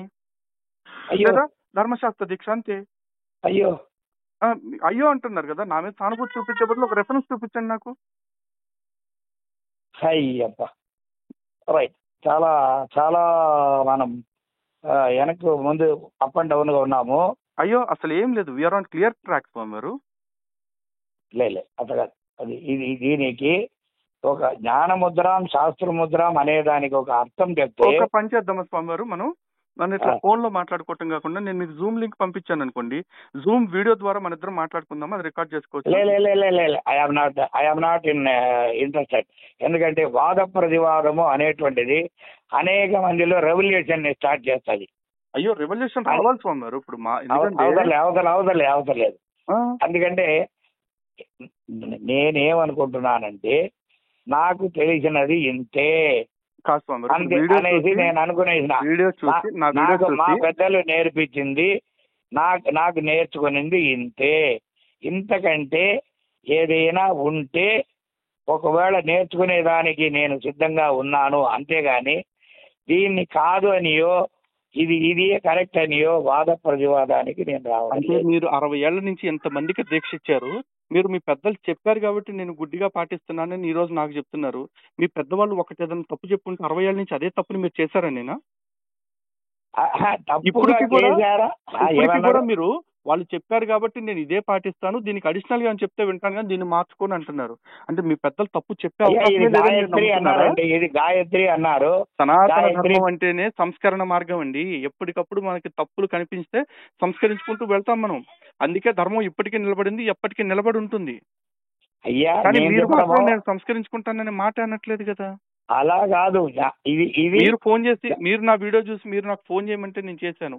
నేను ఫోన్ చేసి గురువు గారు మీ జ్ఞానం ఇంతేనా అంతేనా నేను ఎప్పుడు ఆక్షేపించలేదు గురుస్వామి. లేదు మిమ్మల్ని గురించి ఏం నేను తక్కువ అంచనా వేయలేదు. తక్కువగా మీతో నేను వాద ప్రతివాదాలు కూడా దిగడానికి సిద్ధంగా లేదు.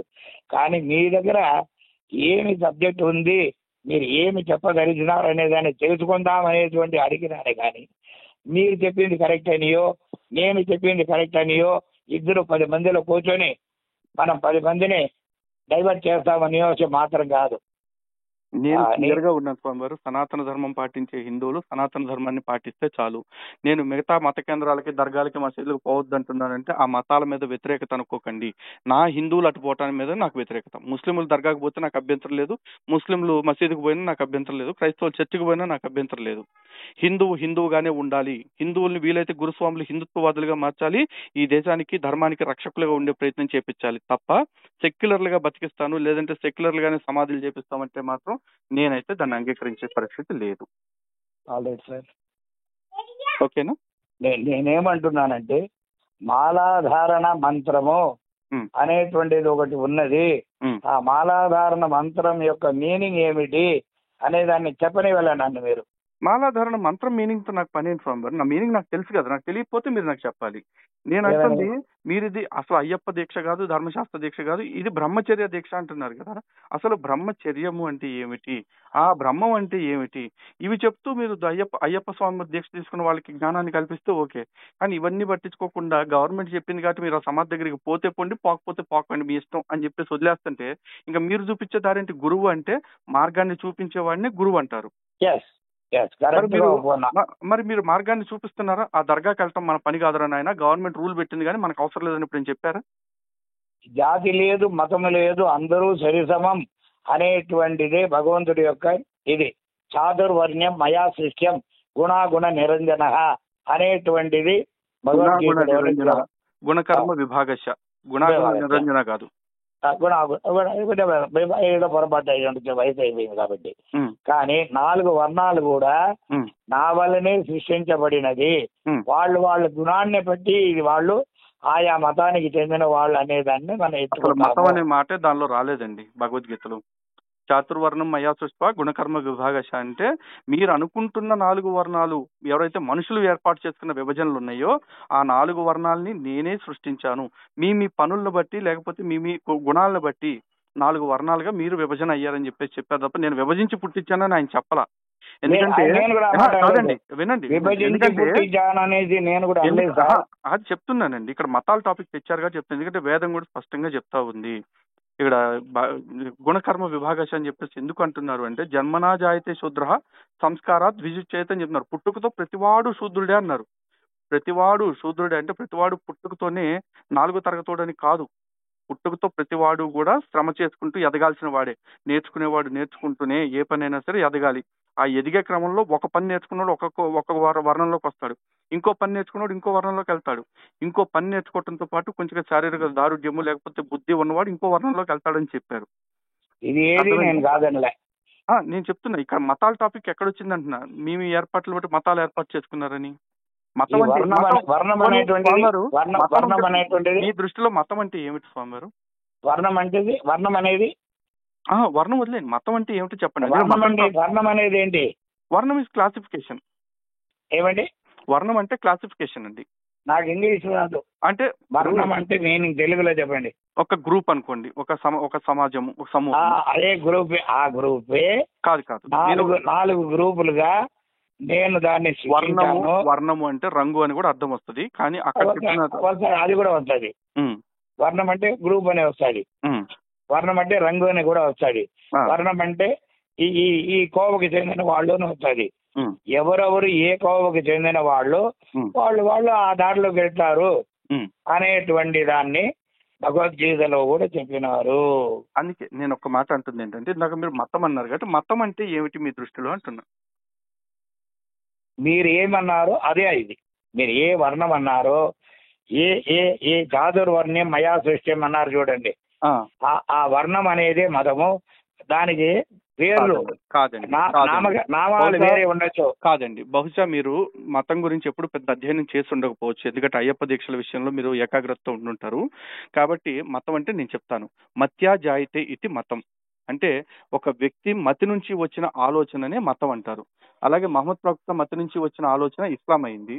పౌల్ అనే వ్యక్తి ఆలోచన నుంచి వచ్చింది క్రైస్తవ్యం అయింది. జరాదృష్ట అనే వ్యక్తి ఆలోచనలో నుంచి వచ్చింది జొరాస్ట్రియన్ మతం అయ్యింది. ఇలా మతాలు అనేది వ్యక్తుల యొక్క అంతకు ముందు ఉన్నాయి కూడా అంతే. శైవం అనే దాన్ని ఒక వ్యక్తి ప్రతిపాదించారు, చేశారు. అద్వైతం ఒకళ్ళు ప్రతిపాదించారు, దాన్ని స్థాపించారు. విశిష్ట అద్వైతాన్ని ఒకళ్ళు ప్రతిపాదించారు. ఇలా వ్యక్తుల ఆధారంగా వచ్చినవి, ఆలోచనల ఆధారంగా వచ్చినవే మతాలు. కానీ సనాతన ధర్మము ఒక వ్యక్తి ఆలోచనల ద్వారా రాలేదు. అందుకే ఇక్కడ ఋషి పరంపర. ఎందుకంటే ఎంతమంది ఋషులు వచ్చినా ఆ ధర్మాన్ని సంస్కరించుకుంటూ ఆ ధర్మానికి జోడించుకుంటూ వెళ్ళారు తప్ప ఇదిగో వచ్చిన కాడల్లా అగస్త్య మతం, విశ్వామిత్ర మతం, వశిష్ఠ మతం, వామదేవ మతం, గౌతమ మతం అనుకు పెట్టుకుంటూ వెళ్ళాలి ఋషి పేరు మీద. ఆదిశంకరాచార్యుల వారు కూడా అద్వైతం అని స్థాపించి అవైదిక మతాలు అంటే వేదానికి విరుద్ధంగా ఉన్న ఆలోచనలు ఏవైతే ఉన్నాయో వాటిని ఖండించి వేదానికి ఏదైతే వేద ప్రతిపాదితమైన ఆలోచనలు ఉన్నాయో వాటిని బలపరుస్తూ షణ్మత స్థాపన చేసి వెళ్ళారు. ఈ షణ్మత స్థాపన అంటే 6 మార్గాలు లేదా 6 ఆలోచనలు. అంటే రామానుజుల వారు కూడా అంతే. భగవంతుడు వీళ్ళు ఎవరు చెప్పినా కూడా ఒకటే చెప్పారు. వేదం ప్రతిపాదిస్తున్న భగవంతుడిని చేరుకోవటానికి మనుషులు ఎటువంటి మార్గాన్ని అనుసరిస్తే త్వరగా చేరుకుంటారు అనేది వాళ్ళు అనుసరించిన మార్గం ద్వారా, వాళ్ళ పరిశీలించిన దాని ద్వారా అధ్యయనం చేసి వాళ్ళు మార్గాన్ని ఏర్పాటు చేశారు. అంతే కదా. ద్వైతము, అద్వైతము, విశిష్టాద్వైతము అన్ని కూడా భగవంతుడిని చేరుకోవటానికి చెప్పిన మార్గాలే తప్ప భగవంతుడి మార్గాన్ని నుంచి భిన్నంగా తీసుకెళ్లే మార్గాలు ఏవి కూడా కాదు. భగవంతుడికి భిన్నంగా పోవడం మతం గారే కాదు. అయ్యో, భగవంతుడికి భిన్నంగా పోయిన మతాలు కూడా ఉన్నాయి. చార్వాక మతము కాదు స్వామివారు వినండి. చార్వాక మతము, లోకాయత మతం అనేవి ఏవైతే ఉన్నాయో ఇవన్నీ కూడా భగవంతుడికి వైదిక మార్గానికి విరుద్ధంగానే ప్రజల్ని నడిపించాయి. అలాంటివి ఎపిక్యూరియన్స్ కావచ్చు, లేకపోతే ఇంకా కొన్ని బౌద్ధం కావచ్చు, జైనం కావచ్చు, ఇవన్నీ కూడా వేద మార్గానికి విరుద్ధంగా వెళ్ళాయి. మరి వాళ్ళు ఏమన్నారు? ఇప్పుడు అవి కాదు కదా మన చర్చ స్వామివారు. నా చర్చ గురించి కాదు, వాళ్ళని ఏమన్నారు అంటే అర్థం కాదు. భిన్నంగా ఇప్పుడు వైవాహిక దీనికంటే భిన్నంగా వెళ్లే వాళ్ళని ఏమన్నారు? ఒకడు మంచివాడు, ఒకడు చెడ్డవాడు. వైదిక మార్గానికి విరుద్ధంగా వెళ్ళిన వాళ్ళందరినీ కూడా పాషండులు అన్నారు, లేకపోతే అవైదికులు లేదా నాస్తికులు అన్నారు. నాస్తికో వేద నిందక అన్నారు. కాబట్టి అంతే కదా. అంతే. ఒకడు మంచివాడైతే ఒకడు చెడ్డవాడు. లేదు స్వామివారు, ఇప్పుడు మీకు మనం వెళ్లాల్సిన టాపిక్ లో మనం మాట్లాడుకున్నాం అనుకోండి, మనకి మంచిది, లేకపోతే మన మాటలు వినే ప్రజలకు కూడా ఉపయోగం ఉంటుంది. మనం మొదలు పెట్టిన టాపిక్ నుంచి ఎటేటో వెళ్ళిపోతున్నాం కదా. నేను ఎక్కడికి వెళ్ళడం లేదు. నేనేమంటున్నానంటే అయ్యప్ప అనేటువంటి ఒక స్వామి 18 పురాణాలు తిరిగేయండి. అయ్యప్ప అనేటువంటి ఒక దేవుడిని నాకు చూపించండి మీరు. 18 పురాణాల్లో సాయిబాబా ఉన్నాడా? మరి సాయిబాబాని మొక్కట్లో కొలవట్లో కొలిచేవాళ్ళు లేదే. సాయిబాబా లేదే. అదేగా నేను చెప్తున్నా. ఇప్పుడు ఒక్క విషయం చెప్తాను చూడండి. ఇప్పుడు వేదం రాసేటప్పుడు వేదంలో రాముడు గాని కృష్ణుడు గాని లేరు. అంత మాత్రం రాముడిని కృష్ణుడి అవైదిక మతం అని లేకపోతే అవైదిక మార్గం అని అంటామా? రాముడి మతము కృష్ణుడి మతము అనలేదే. కాదండి, మీకు అర్థం కావట్లేదు, చెప్తాను వినండి. పురాణాలు అనేది ద్వాపర యుగంలో రాయబడ్డాయి. అయ్యప్ప స్వామి ద్వాపర యుగానికి సంబంధించిన వారు కాదు. అప్పుడు పురాణాల్లో అయ్యప్ప ప్రస్తావన ఏ విధంగా వస్తుంది? కానీ మీకు కాంద పురాణంలో కావచ్చు, లేకపోతే పద్మ పురాణంలో కావచ్చు, బ్రహ్మాండ పురాణంలో కావచ్చు, ధర్మశాస్త్ర వారి ప్రస్తావన వచ్చిందా రాలేదా? లేదు. స్కాంద పురాణంలో ధర్మశాస్త్ర ప్రస్తావన లేదా? ధర్మశాస్త్ర ప్రస్తావన లేదు. సరే, చాలా సంతోషం. అక్కడ ఏమని వచ్చింది తెలుసా? చాతన్ శాసించేవాడు అంటే శాస్త్ర అయిన తర్వాత ఆయన శూర పద్మాసుర వధం చేసేదానికి వెళ్ళినప్పుడు చాతన్ అనేటువంటి వాడిని శూరశక్తి అంటే క్షుద్రశక్తిగా నల్లటి ఉందగా ఉండే మనిషిని రక్షగా ఉంటాడు. నిమిషం అండి, ఏంటి స్థూలశక్తి? క్షుద్రశక్తి. దాన్ని మీరు ఇంకే పదం ఏదో చెప్పారు, ఏంటంటే నాకు సరిగా వినిపించలేదు. చాతన్. దానికి మీరు ఏం చెప్పారు? సూరశక్తి? శూరశక్తి కాదు, ఈ క్షుద్రులు అంటే మిమ్మల్ని మీకు అదే చెప్తున్నాను స్వామి గారు. వేదంలో గాని పురాణాలు మొత్తం మీద గాని క్షుద్ర అనే పదాన్ని నాకు మీరే చూపించండి. క్షుద్ర అనే పదాన్ని చూపించండి. క్షుద్ర అనే పదం ఎక్కడుందో చెప్పండి. అయ్యో, క్షుద్రశక్తి క్షుద్రశక్తులు అనేవి మన పురాణాల్లో ఎక్కడున్నాయో మీరు చెప్పండి అంటున్నా. క్షుద్రశక్తి అనే పదం పురాణము అనేటువంటిదే పాతబడినది. దాంట్లో ఎక్కడ పోయి వెతుకుతారు మీరు? అరే, ఇప్పుడు మీరు శాస్త్రం అనే పదం అంటే వేరు, ధర్మశాస్త్ర వేరు అని మీరే అన్నారు. అది దానికి ప్రమాణం ఏంటంటే స్కాంద పురాణం అని మీరే అన్నారు. మరి ఆ స్కాంద పురాణం నుంచి లేదు. కాదు శాస్త్రం అన్నారు. ఇప్పుడు క్షుద్ర పూజ క్షుద్రశక్తి మీరే అన్నారు. కాదు కదా, క్షుద్రశక్తి అనే పూజ అంటే ఈయన మన సుబ్రహ్మణ్య స్వామి ఇంద్రాణిని కాపాడడానికి ఒక వ్యక్తిని అక్కడ ఆయన కాపలామూర్తిగా నిలబడి ఈడు చాతన్ అని వాడికి ఒక పేరు పెట్టేసి ఈయన పోయి ఈ రాక్షసులందరినీ హతమార్చి వచ్చాడు. ఈయన ఆకారం బాగా క్రూరంగా ఉన్న దాని వల్ల ఈయన భయపడిపోయిందనమాట. అప్పుడు ఈయన అందమైనటువంటి ఒక బాలుడుగా ఈయన తీర్చిదిద్దినట్టుగా పురాణంలో ఉంది. స్కాంద పురాణంలో. మరి ఇప్పుడు ఆ స్కాంద పురాణంలో చెప్పింది ధర్మశాస్త్ర గురించి కాదంటారు. అయితే మీరు కాదు, ఇప్పుడు ధర్మశాస్త్ర గురించి అసలు ఏ పురాణంలో ప్రస్తావన లేదంటారా ధర్మశాస్త్ర వారి గురించి? ధర్మశాస్త్ర వారి గురించి ఉంది, అయ్యప్ప గురించి లేదు. అయ్యప్ప గురించి ఉండదు కదా, ఎందుకంటే అయ్యప్ప స్వామి ధర్మశాస్త్ర వారు అయ్యప్ప స్వామిగా భూమి మీదకి వచ్చింది కలియుగంలో కదా. పురాణాలన్నీ కూడా ద్వాపర యుగంలో రాయబడ్డాయి కదా మరి. అవునండి, అయ్యప్ప అనేటువంటిది కలియుగంలో కూడా లేదు. మరి మరి కాదు కలియుగంలో కూడా లేని ఒక దేవుడి మాలని మీరు 60 ఏళ్ళగా ప్రజలకి ఇచ్చి మోసం చేస్తున్నారు. మీకు అర్థం కాలే? అయ్యా అని కొందరు, అప్ప అని కొందరు పిలిస్తే అది రెండు కలియుగంలో వచ్చినటువంటి. మీరు అలా మీరు ఇందాకే చెప్పారు అయ్యా అని కొందరు అప్ప అని కొందరు పిలుస్తున్నారు అలా. అయ్యకి అప్పకి కాదు, శివయ్యకి ఆ వెంకటప్పకి పుట్టాడు కాబట్టి అని చెప్పేసి అంటున్నారు. పుట్టలేదు. అయ్యో, మీరు వినబడమే తక్కువ. సరే, ఆవిర్భవించాడని అంటున్నారు. ఇందాక మీరు ఏమన్నారు? వీళ్ళిద్దరికి ఆవిర్భవించాడు కాబట్టి అయ్యప్ప అంటారు. ఇప్పుడేమో ఇద్దరు అయ్యా అని కొంతమంది, అప్ప అని కొంతమంది పిలుస్తున్నారు కాబట్టి అయ్యప్ప అయ్యాడు అని మీరు అంటున్నారు. మళ్ళీ రెండు స్టోరీలు మీరే చెప్తున్నారు. అదే వాళ్ళకి అది ఈజీగా ఉండింది. అది శివయ్య సాంబయ్య రుద్రయ్య. నాకు అర్థమైంది స్వామి. మీరు అయ్యప్ప స్వామి దీక్ష విషయంలో ప్రమోషన్ చేసుకోవటం కోసం అయ్యప్ప స్వామికి కథకి పనికొచ్చేవి లేదా స్వాములకి చెప్పుకోవడానికి పనికొచ్చే పుస్తకాలు మాత్రమే కొన్ని చదివి ఉన్నారు. మీరు దాన్నే బలంగా ప్రచారం చేసుకుంటూ మీరు చిన్నప్పటి నుంచి కష్టపడి నేర్చుకున్న వేదాన్ని లేకపోతే ఉపనిషత్తుల్ని మర్చిపోయారు. ఇప్పుడు కాబట్టి ఇక నా దగ్గరకు వచ్చి అంటే ఏదో ఒక విధంగా నన్నే కన్విన్స్ చేసి నా చేత ఇది తప్పు అని చెప్పిద్దాం ట్రై చేశారు. కానీ వర్కౌట్ అవ్వదు స్వామి గారు.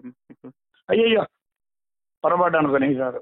నేను ఎవరిది తప్పు ఎవరిది ఒప్పు అని చెప్పడానికి ఆ రోజు సరే ఈ రోజు సరే ఏ రోజు పూనుకోలే.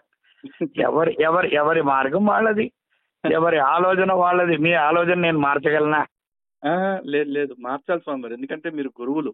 మీరు అయ్యప్ప దీక్ష తీసుకుంటున్న వాళ్ళందరినీ సవ్యమైన దారుల్లో నడిపిస్తూ, మళ్ళీ చెప్తున్నా, సవ్యమైన దారిలో నడిపిస్తూ వాళ్ళందరినీ హిందుత్వవాదులుగా ధర్మ రక్షకులుగా తీర్చిదిద్దాలి. ఎందుకంటే మానవత్వం అంటున్నారు. మానవత్వం అంటే ఫస్ట్ ఒకటి గుర్తుపెట్టుకున్న, మానవత్వాన్ని ప్రపంచానికి అయ్యప్ప దీక్ష అనేటప్పటికే అయ్యప్పను దర్శించుకునేదానికి వెళ్లే వాళ్ళందరూ కూడా అయ్యప్ప దీక్షాధ్యక్షులు. అమ్మవారిని దర్శించుకోవడానికి వెళ్లే వాళ్ళందరూ కూడా అమ్మవారి దీక్షాధ్యక్షులు, భవానీ మాలలు. శివయ్యను దర్శించుకునే దానికి వెళ్లే వాళ్ళందరూ శివ దీక్షాధ్యక్షులు. మరిగా ఏ దేవుడిని అయితే దర్శించుకోవడానికి వెళ్తున్నారో ఆ దీక్షాధ్యక్షులే గాని మీరు అయ్యప్ప దీక్ష అని పట్టుకుని ఊగితే నేనేం చెప్పలేను. మీరు అయ్యప్ప దీక్ష అనే ఒకటి నేను చెప్తాను వినండి. భగవద్గీతలోనే స్వామి చెప్పారు, ఏ యథేమాం ప్రపద్యంతే తాం తథైవ భజామ్యహం మమ వర్తమాన్ వర్తంతే మనుష్యాః పార్థ సర్వస్వ. అంటే దాని అర్థం ఏంటి మీరు చెప్పండి.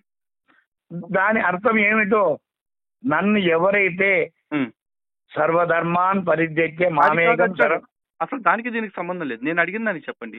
ఏ ధర్మం ప్రపద్యంతే తాం తథైవ భజామ్యహం అంటే ఏమిటి? నన్ను ఏ రూపంలో భజిస్తున్నారో ఆ రూపంగా నేను కనిపిస్తాను వాళ్ళకి. అంతే కదా. అంటే ఇక్కడ అయ్యప్ప, అమ్మవారు, శివుడు, విష్ణువు ఎవరైనా కూడా అంతా ఒకటే రూపం. ఏ రూపంలో కొలిచినా పర్లేదు, నేను నువ్వు కొలిచిన రూపంలో నీకు కరుణిస్తాను. అయ్యప్ప లేడు అని మీరు ఎట్లా అంటారు? అయ్యప్ప లేడు అనలేదు, అయ్యప్ప దీక్ష లేదు అన్నాను.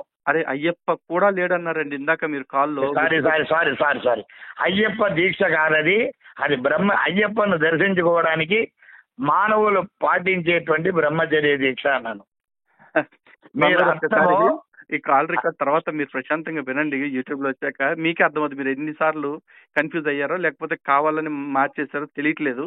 లేకపోతే ఇందులో మార్చియో ఇంక మీద ఏదైనా చేసియో నాకేం అయిపోయేది లేదు. నాకు ఇంక మీద ఎవరు ఏం అవార్డు ఏం అయిపోయలేదు. కానీ 60 ఏళ్ళుగా మిమ్మల్ని మీ దగ్గర దీక్ష తీసుకున్న వాళ్ళు ఎంతమంది ఈ దర్గాల వైపు వెళ్ళుంటారు అనేది తలుచుకుని ఇప్పుడు నిజంగా కళ్ళమ్మని నీళ్లు వస్తున్నాయి నాకు. అవునా? మరి ఇంతమంది హిందువుల్ని మీరు ఈ విధమైన మార్గంలో ప్రోత్సహించారంటే నేను ఏమనుకోవాలి ఇంకా చెప్పండి. మీరు కాన్సెప్ట్ నే దెబ్బతీస్తున్నారు. మీరు హిందువులు, ముస్లింలు, క్రైస్తవులని విభజించి చూస్తున్నారు. నేను మనుషులుగా చూస్తున్నాను. మీరు చెప్తాను ఒక్క విషయం స్వామి, నేను మనుషులుగా చూస్తున్నాను. ఒక్క విషయం స్వామి గారు, ఇక్కడ సనాతన ధర్మంలో మా స్వామి చెప్పారు అద్వేష్ట సర్వభూతానాం మైత్ర కరుణీయవచ అని చెప్పేసి. కానీ మిగతా మతాల్లో ముస్లిం, నాన్ ముస్లిం అంటే ముస్లిం కానివాడు, క్రైస్తవుడు కానివాడు అంటే విభజన వాళ్ళ మత గ్రంథాలు చెప్తున్నాయి. వాళ్ళంత స్పష్టంగా విభజించి మనల్ని నడిపిస్తా ఉంటే మేము మాత్రం అసలు ఏం లేదు, మనుషులంతా ఒకటే అనుకోవాలి. రాముడు ఒకటే, రావణాసురుడు ఒకటే, కృష్ణుడు ఒకటే, కంసుడు ఒకటే, ఆడిని పూజించాలి ఈయన్ని పూజించాలని చెప్పి చెప్పాలా మేము? ఖచ్చితంగా అయ్యో, దాంట్లో తేడానే లేదు, అందరూ ఒకటే. దాంట్లో తేడానే లేదు. రాముడు రావణాసురుణ్ణి శివుడు పూజించాడు. ఆయన దగ్గర ఉండేటువంటి ఆ వేదానికి, ఆయన సామగానానికి శివుడు పూజించాడా రావణాసురుణ్ణి? అవును. అది మీకు తెలియకపోతే నాకు తెలియదు. అది ఒక్కసారి చెప్తారా? ఏ గ్రంథంలో, ఎప్పుడు రామాయణంలోనా లేకపోతే ఇంకెక్కడన్నా? లేదు సార్, నాకు తెలియదు సార్. తెలియకుండా నేను విన్నాను. కాదు కాదు, నేను పెద్దల దగ్గర నుంచి వేదం చదువుకున్నాను. మీరు ఇచ్చిన స్టేట్మెంట్ ఒక్క నిమిషం మీరు ఏమన్నారో తెలుసా? ఇప్పుడు మీకు తెలియకపోతే నేనేం చేయలేను అన్నారు. నాకు తెలియనప్పుడు మీరు చెప్పాలి, మీకు తెలిస్తే. నాకు తెలియదు అంటున్నారు ఇప్పుడు మళ్ళీ. నాకు గ్రంథాలు, మేమంతా వేదాలు నోటి ద్వారా విన్నవాళ్ళం. వేదం విన్నవాళ్లే కాబట్టి ఆ వేదం ఆధారంగానే నేను అడుగుతున్నా ఇందాకటి నుంచి కూడా. వేదం ఆధారంగానే భగవంతునికి గ్రంథాలు ఉండవు. అదే గురువు గారు, మంత్రం ఆధారంగానే చెప్పండి, శబ్దంగానే చెప్పండి నాకు భగవంతుడు అంటే ఏమిటని. వేద మంత్రం ఆధారంగా చెప్పండి. నాకు అర్థం కాలే, మీ ప్రశ్నే అర్థం కాలే. భగవంతుడు అంటే ఏమిటి అనేది వేద మంత్రం ఆధారంగానే చెప్పండి, మంత్రాన్ని శబ్దరూపంగానే చెప్పండి. నేనేమి ప్రింటెడ్ రిఫరెన్స్ అడగట్లా మిమ్మల్ని. భగవంతుడు అనేటువంటి వాడు నమ్మకం. భగవంతుడు నమ్మకం ఏమిటి స్వామి గారు? భగవంతుడు అనేటువంటి వాడు నమ్మకం. ఎక్కడ నమ్మకం ఉందో అక్కడ భగవంతుడు ఉంటాడు. అంటే మీరు వేదం విన్నారు కదా, వేదం నేర్చుకున్నారు కదా, మీరు నేర్చుకున్న వేదం ఆధారంగా భగవంతుడు అంటే ఏమిటని అడుగుతున్నాను. ఆధారాలు వేదాల్లో ఉండదు. ఎవరైతే నమ్ముతున్నాడో భగవంతుడు వేరే, వేదం వేరే. వేదం వచ్చి వేద ప్రమాణికం. వేదం భగవంతుడు అనేటువంటి వాడు కాలానికి తగినట్టుగా ఆయా అవతారాలు ఎత్తే వాడిని ఆయా దేవతలు అంటారు. వేదం ఆధారంగా భగవంతుడు అంటే ఏంటని అడిగితే వేదం వేరు భగవంతుడు వేరు అని అంటున్నారు. చాలా సంతోషం స్వామి గారు. ఇంకా మనం మాట్లాడటానికి ఏమన్నా మిగిలిందా? ఏం లేదండి. ఇంకేం లేదా స్వామి గారు? అంతేనా? అంతే సార్.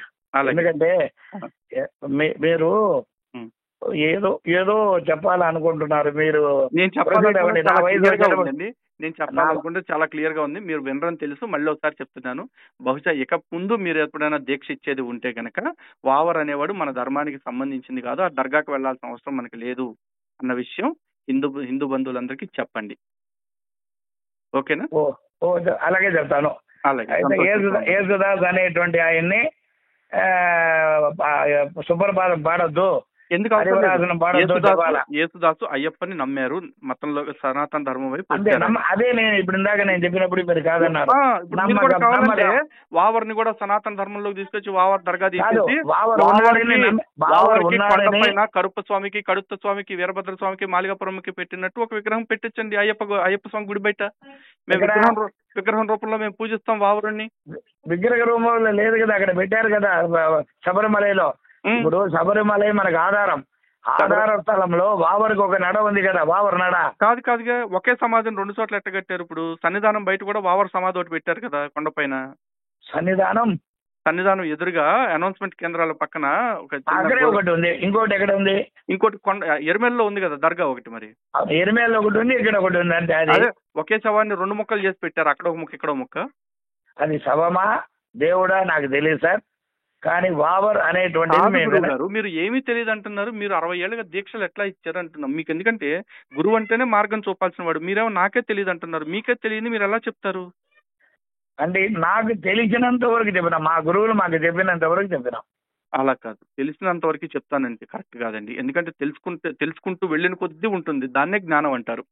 ఒకనాటికి అంతం కాదు. మీరు ఎందుకంటే గౌతమ్ మహర్షి చరిత్ర ఒకసారి చదవండి.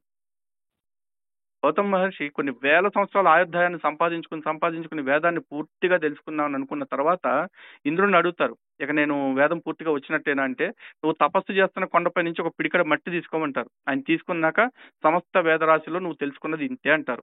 వేదం అంటే ఇప్పుడు మనం చూస్తున్న ఈ సామవేదం, ఋగ్వేదం, యజుర్వేదం అనుకుంటారేమో. కాదండి, విత్ అంటే జ్ఞానం అని అర్థం. అంతటి జ్ఞానంలో నువ్వు తెలుసుకుని ఎంతేరా బాబు, నువ్వు తెలుసుకుంటానికి ఎప్పటికీ ఉంటుంది అని చెప్పి అన్నారు. అలాంటిది మీరు మాత్రం నాకు తెలిసింది చెప్తున్నా అంటున్నారు. తెలిసింది చెప్పుకుంటూ వెళ్తే ఎంతకాలం చెప్తాం? మన దగ్గర ఉన్నది అయిపోయేదాకా చెప్తాం. తర్వాత ఇప్పుడు మన జీవితకాలం ఎంత? సత్యం, జ్ఞానం, అనంతం బ్రహ్మ. అనంతం కదా జ్ఞానం, అనంతం. మరి అనంత జ్ఞానాన్ని నాకు తెలిసిపోయింది, నాకు తెలిసింది చెప్తున్నాను ఎట్లా అంటున్నారు గురువు గారు మీరు? నాకు తెలిసి వచ్చే ఇప్పుడు సముద్రము ఎన్ని కిలోమీటర్లు? నాకు తెలియదండి, నిజంగా తెలియదు నాకు. అర్థమైంది. ఇప్పుడు మీరు అన్నారు కదా సముద్రము ఎన్ని కిలోమీటర్లు మీకు తెలియనప్పుడు ఇవన్నీ ఎన్ని కిలోమీటర్లు అని నేను మాత్రం ఎట్లా తెలుసుకొని చెప్పాలనుకుంటారు మీరు? కాదు అన్ని తెలుసుకోవచ్చు. కంటికి అందినంత వరకు 5 కిలోమీటర్లు. మీరు మాట్లాడింది తప్పు కాబట్టి నేను ఒక మాట చెప్పాలి స్వామి గారు. ఇక్కడ నాకు సనాతన ధర్మం మొత్తాన్ని నేను తీసుకున్నా కాబట్టి నేను సనాతన ధర్మం గురించి పక్క మతాల మత గ్రంథాల గురించి చదువుకుంటూ వెళుతున్నాను. అని మీకు ఆ పని లేదు కదా, అయ్యప్ప దీక్ష ప్రచారమే కదా. కాబట్టి అయ్యప్ప దీక్షకు సంబంధించినవి మాత్రమే తెలుసుకుంటే సరిపోద్ది. అవి కూడా మీరు తెలుసుకోలేదు ఎందుకని అంటున్నా. నేను వేదం చదువుకున్న వాడిని. అయ్యప్ప అనేటువంటిది ఒక దీక్ష, ఒక మాల అనేటువంటిది మా గురువు గారు మాకు నేర్పించిందని మేము చెప్తూ వస్తున్నాము. ఒక దీక్ష ఒక మాల నేను కాదంటలా, కానీ ఆ దీక్ష అసలు దేవుడితో సంబంధం లేదు, అది బ్రహ్మచర్య దీక్ష అని మీరు అంటున్నారు. మరి మీరు బ్రహ్మచర్య దీక్ష అయ్యప్ప శాస్త్రం సంబంధించింది కాదు అనుకున్నప్పుడు ఇరుముడి కట్టుకుని శబరిమల రూల్ కూడా 40 రోజులకి తిండి తిప్పలు మానేసి కన్నీటి స్నానం చేసుకుంటూ నేల మీద పడుకుని లేచి వెళ్ళిపోతే సరిపోద్దని చెప్పొచ్చు కదా. అయ్యప్ప దీక్ష అనేటువంటిది లేదు, బ్రహ్మచర్య దీక్ష. అది దానికి పేరు అయ్యప్ప దీక్ష కాదు, బ్రహ్మచర్య దీక్ష అంటున్నారు. మీరు చాలా సంతోషం గురుగారు, ఎందుకంటే మీరు నమ్మిన అబద్ధాన్ని ఇందాకటి నుంచి నిజమని చాలా స్ట్రాంగ్ గా ఫిక్స్ అయిపోయారు. కాబట్టి మీరు అబద్ధంలోనే 60 ఏళ్ళు బ్రతికాను కాబట్టి ఇప్పుడు బహుశా దాన్ని ఒప్పుకోవటానికి అహం అడ్డొస్తున్నట్టుంది. ఏం పర్వాలేదు మీరు, ఎందుకంటే మీరు మాట్లాడింది ఎంతవరకు నిజమో ఎంతవరకు అబద్ధం అనేది మీ మనస్సాక్షిని మీరు ప్రశ్నించుకుంటే మీకే తెలుస్తుంది. ఓకేనా? అయ్యా మీరు ఏమనుకోరు. నేను మీరు అహం అనేటువంటి అన్నారు చూసినారా, ఈ అహం అనేటువంటిది ఉంటే మీతో ఇంతవరకు నేను మాట్లాడను. అయ్యో లేదు అసలు స్టార్టింగ్ లో మీరు మాట్లాడిన వర్షన్ ఒకసారి మీరే విందురు కానీ 2 రోజుల్లో. ఓకేనా? నేను మీరు ఏమంటున్నారు అనేటువంటి దాన్ని విని సంతోషపడి మీ దగ్గర నుంచి ఏమైనా తెలుసుకుందామా, లేదు నా దగ్గర ఉండేదాన్ని మీకు ఏమైనా చెప్తామా అనేటువంటి దానికి మాత్రమే. అలా కాల్ చేస్తే మీరు అలా కాల్ చేస్తుంటే గనక వావర్ దగ్గరికి వెళితే తప్పేమిటి, వెళ్ళకపోతే నష్టం ఏమిటి అనే మాటలు కూడా వచ్చేవి కాదు. మీరు మిమ్మల్ని నమ్మి కొన్ని వేల మంది లక్షల మంది దీక్షలు తీసుకుని ఉంటారు. ఆ లక్షల మంది ఈ రోజుల్లో దర్గాలకు కొంతమంది వెళ్తున్నారు అంటే వాళ్ళు చేసే తప్పులకి ప్రేరేపించే వాళ్ళే కారకులు అవుతారు స్వామివారు. నేను ఎందుకంటే మీ వయసు రీత్యా లేకపోతే మీ అనుభవం రీత్యా మిమ్మల్ని నేనేమి ఆక్షేపించలేను కాబట్టి ఇంకా నేను ముగిస్తున్నాను స్వామివారు. నేను అన్నాను అనేది మీరు అంటారు, అక్కడ సర్కార్ వాళ్ళు అన్నాను. నేను వాడేవాడు స్వామివారు, సర్కార్ ఎవడు అసలు? ఏమండి మనం వెళ్ళేది కేరళ కదండి, డివైడ్ అవుతాడు, ఆంధ్ర తెలంగాణ ఎట్లా అయింది? అక్కడ వెళ్ళే వాళ్ళు అక్కడికి వెళ్ళి అక్కడ హిందూ ముస్లిం బాయ్ అందరూ సమమే మనుషులు అనేటువంటి మహాత్మా గాంధీ సమానం ఎలా అవుతారు స్వామి గారు? ఫస్ట్ ఆఫ్ ఆల్ అది ఎప్పుడైనా మహాత్మా గాంధీ మాట కూడా తప్పేనా? గాంధీ ఎవడు అసలు? ఓహో, గాంధీ ఎవడు అసలు? గాంధీకి ఏం తెలుసు? ఓహో, ఇప్పుడు ఈశ్వరు అల్లా తేరేనామని చెప్పేసి పాట పాడిచ్చాడు గాంధీ. ఈశ్వరుడు అల్లా ఎట్లా ఒకటవుతాడు చెప్పానండి. పోనీ ఎట్లా ఒకటవుతాడో నిరూపించే వాళ్ళు ఉంటే రమ్మనండి చర్చికి, నేను రెడీగా ఉన్నా. రైట్. నేను అంత చదువుకోలేదు సార్. నేను దీని మీద మిమ్మల్ని ఎక్కువ బాధ పెట్టే ఉద్దేశం నాకు లేదు స్వామి గారు. నిజంగా నాకు జ్ఞానము మీ దగ్గర ఉన్నంత జ్ఞానం నా దగ్గర లేదు కాబట్టి ఇలాంటి మాట మీ నోటి నుంచి వినాలన్న కోరిక నాకు ఏమాత్రం లేదు. సంపూర్ణ గౌరవ మర్యాదలతో చెప్తా ఉన్నాను. దయచేసి మర్యాదలతో ఒక మాట చెప్తుంది ఏంటంటే, నెక్స్ట్ టైం వచ్చే వాళ్ళకి మాత్రం దయచేసి వావర్ విషయంలో సరైన దిశానిర్దేశం అనేటువంటి దాన్ని ఎత్తడం లేదు సార్. వావర్దే కాదు, అయ్యప్ప దీక్ష విషయంలో కూడా చెప్తున్నాను. ధర్మశాస్త్రం నా పుస్తకాల్లో వావర్ అనేవాడు ఉండడు, వాపరుడు అనేటువంటి అలా కూడా కాదు. నేను అనేది వావర్ ఉన్నాడా లేడా కాదు. ఆ దర్గా వెళితే వెళ్ళండి, లేకపోతే లేదు మీ ఇష్టం అనే మాట కూడా హిందువులకి చెప్పండి స్వామి వారు. ఎందుకంటే మీరు గురువులు, మేము చెప్తే 10 మంది వింటే, మీరు చెప్తే 100 మంది వింటారు. నా మాట వినలే మీరు. వావర్ అనేటువంటి వాడు అయ్యప్ప కథలో లేదు. వాపరుడు అనేటువంటి వాడు ఒకడు ఉన్నాడు. ఆయన స్వామి వారి అంగరక్షకుడు. ఆయన గారు పొన్నబ్బల మేడుకు ఆయన గారిని పైకి తీసుకెళ్తాడు. రాత్రి పోయి తెల్లారితో వచ్చేస్తామని. అక్కడికి వెళ్తే అందరూ స్వర్ణ మందిరంలో అలా కూర్చున్నారు. తెల్లవారితో అయితే ప్రతిష్ఠ చేయాలా, ఏ విగ్రహాన్ని ప్రతిష్ఠ చేయాలని పందలరాజుకి అనుమానం వస్తే 1, 2, 3, 4 యుగాలు ఒక కల్పం, ఈ మారికి ఎన్నో కల్పాలు వెళ్ళిపోయినాయి. అన్ని కల్పాల్లో ఒక్కొక్కరు ఒక్కొక్క ధర్మశాస్త్ర వారిని ప్రతిష్ఠ చేసినారు. నీకు ఇష్టం వచ్చిన దాన్ని ప్రతిష్ఠ చేసుకుని అయినా అని చెప్తే ఆ వాపరుడు రాత్రి తీసుకొచ్చేసి ఎరిమెల్లి వదిలిపెట్టేశారు. ఇంతవరకే కథ. వావర్ అనేటువంటి వాడు ఈ కేరళ గవర్నమెంట్ సర్కార్ వాళ్ళు మత సామరస్యాని కోసం ఏర్పరచుకున్నారు. జగడం ఎందుకు, వాళ్ళకి వీళ్ళకి దెబ్బలాట ఎందుకు, ఈ దర్గా ఈ మసీదులు చూడండి ఎంతమంది చచ్చారు, అలాంటిది అక్కర్లేదని వాళ్ళు పెట్టారు. పోతే పోండి, పోకపోతే పోండి అన్నామే తప్ప వావర్ అనేటువంటి వాడు ఉన్నాడని ఏ గ్రంథంలోనూ నేను రాయలేదు. వాపరుడు హం సంస్కృతంలో శ్లోకం ఉంది, హం వాపర సంచ ఆనేదం భూతనాథస్య ఆజ్ఞయ. ఈ మార్గ భూతనాథ స్వామి వారి యొక్క ఆజ్ఞ చేత నేను వచ్చినాను. తెల్లవారులు వీళ్ళందరూ లేని లోపల మీకు చూపిస్తాను. రేపు తెల్లవారుతో ఏ విగ్రహం ప్రతిష్ఠ చేయాలా అనే దానికి ప్రతిష్ఠ చేసేదానికి ఒకరు వస్తారు.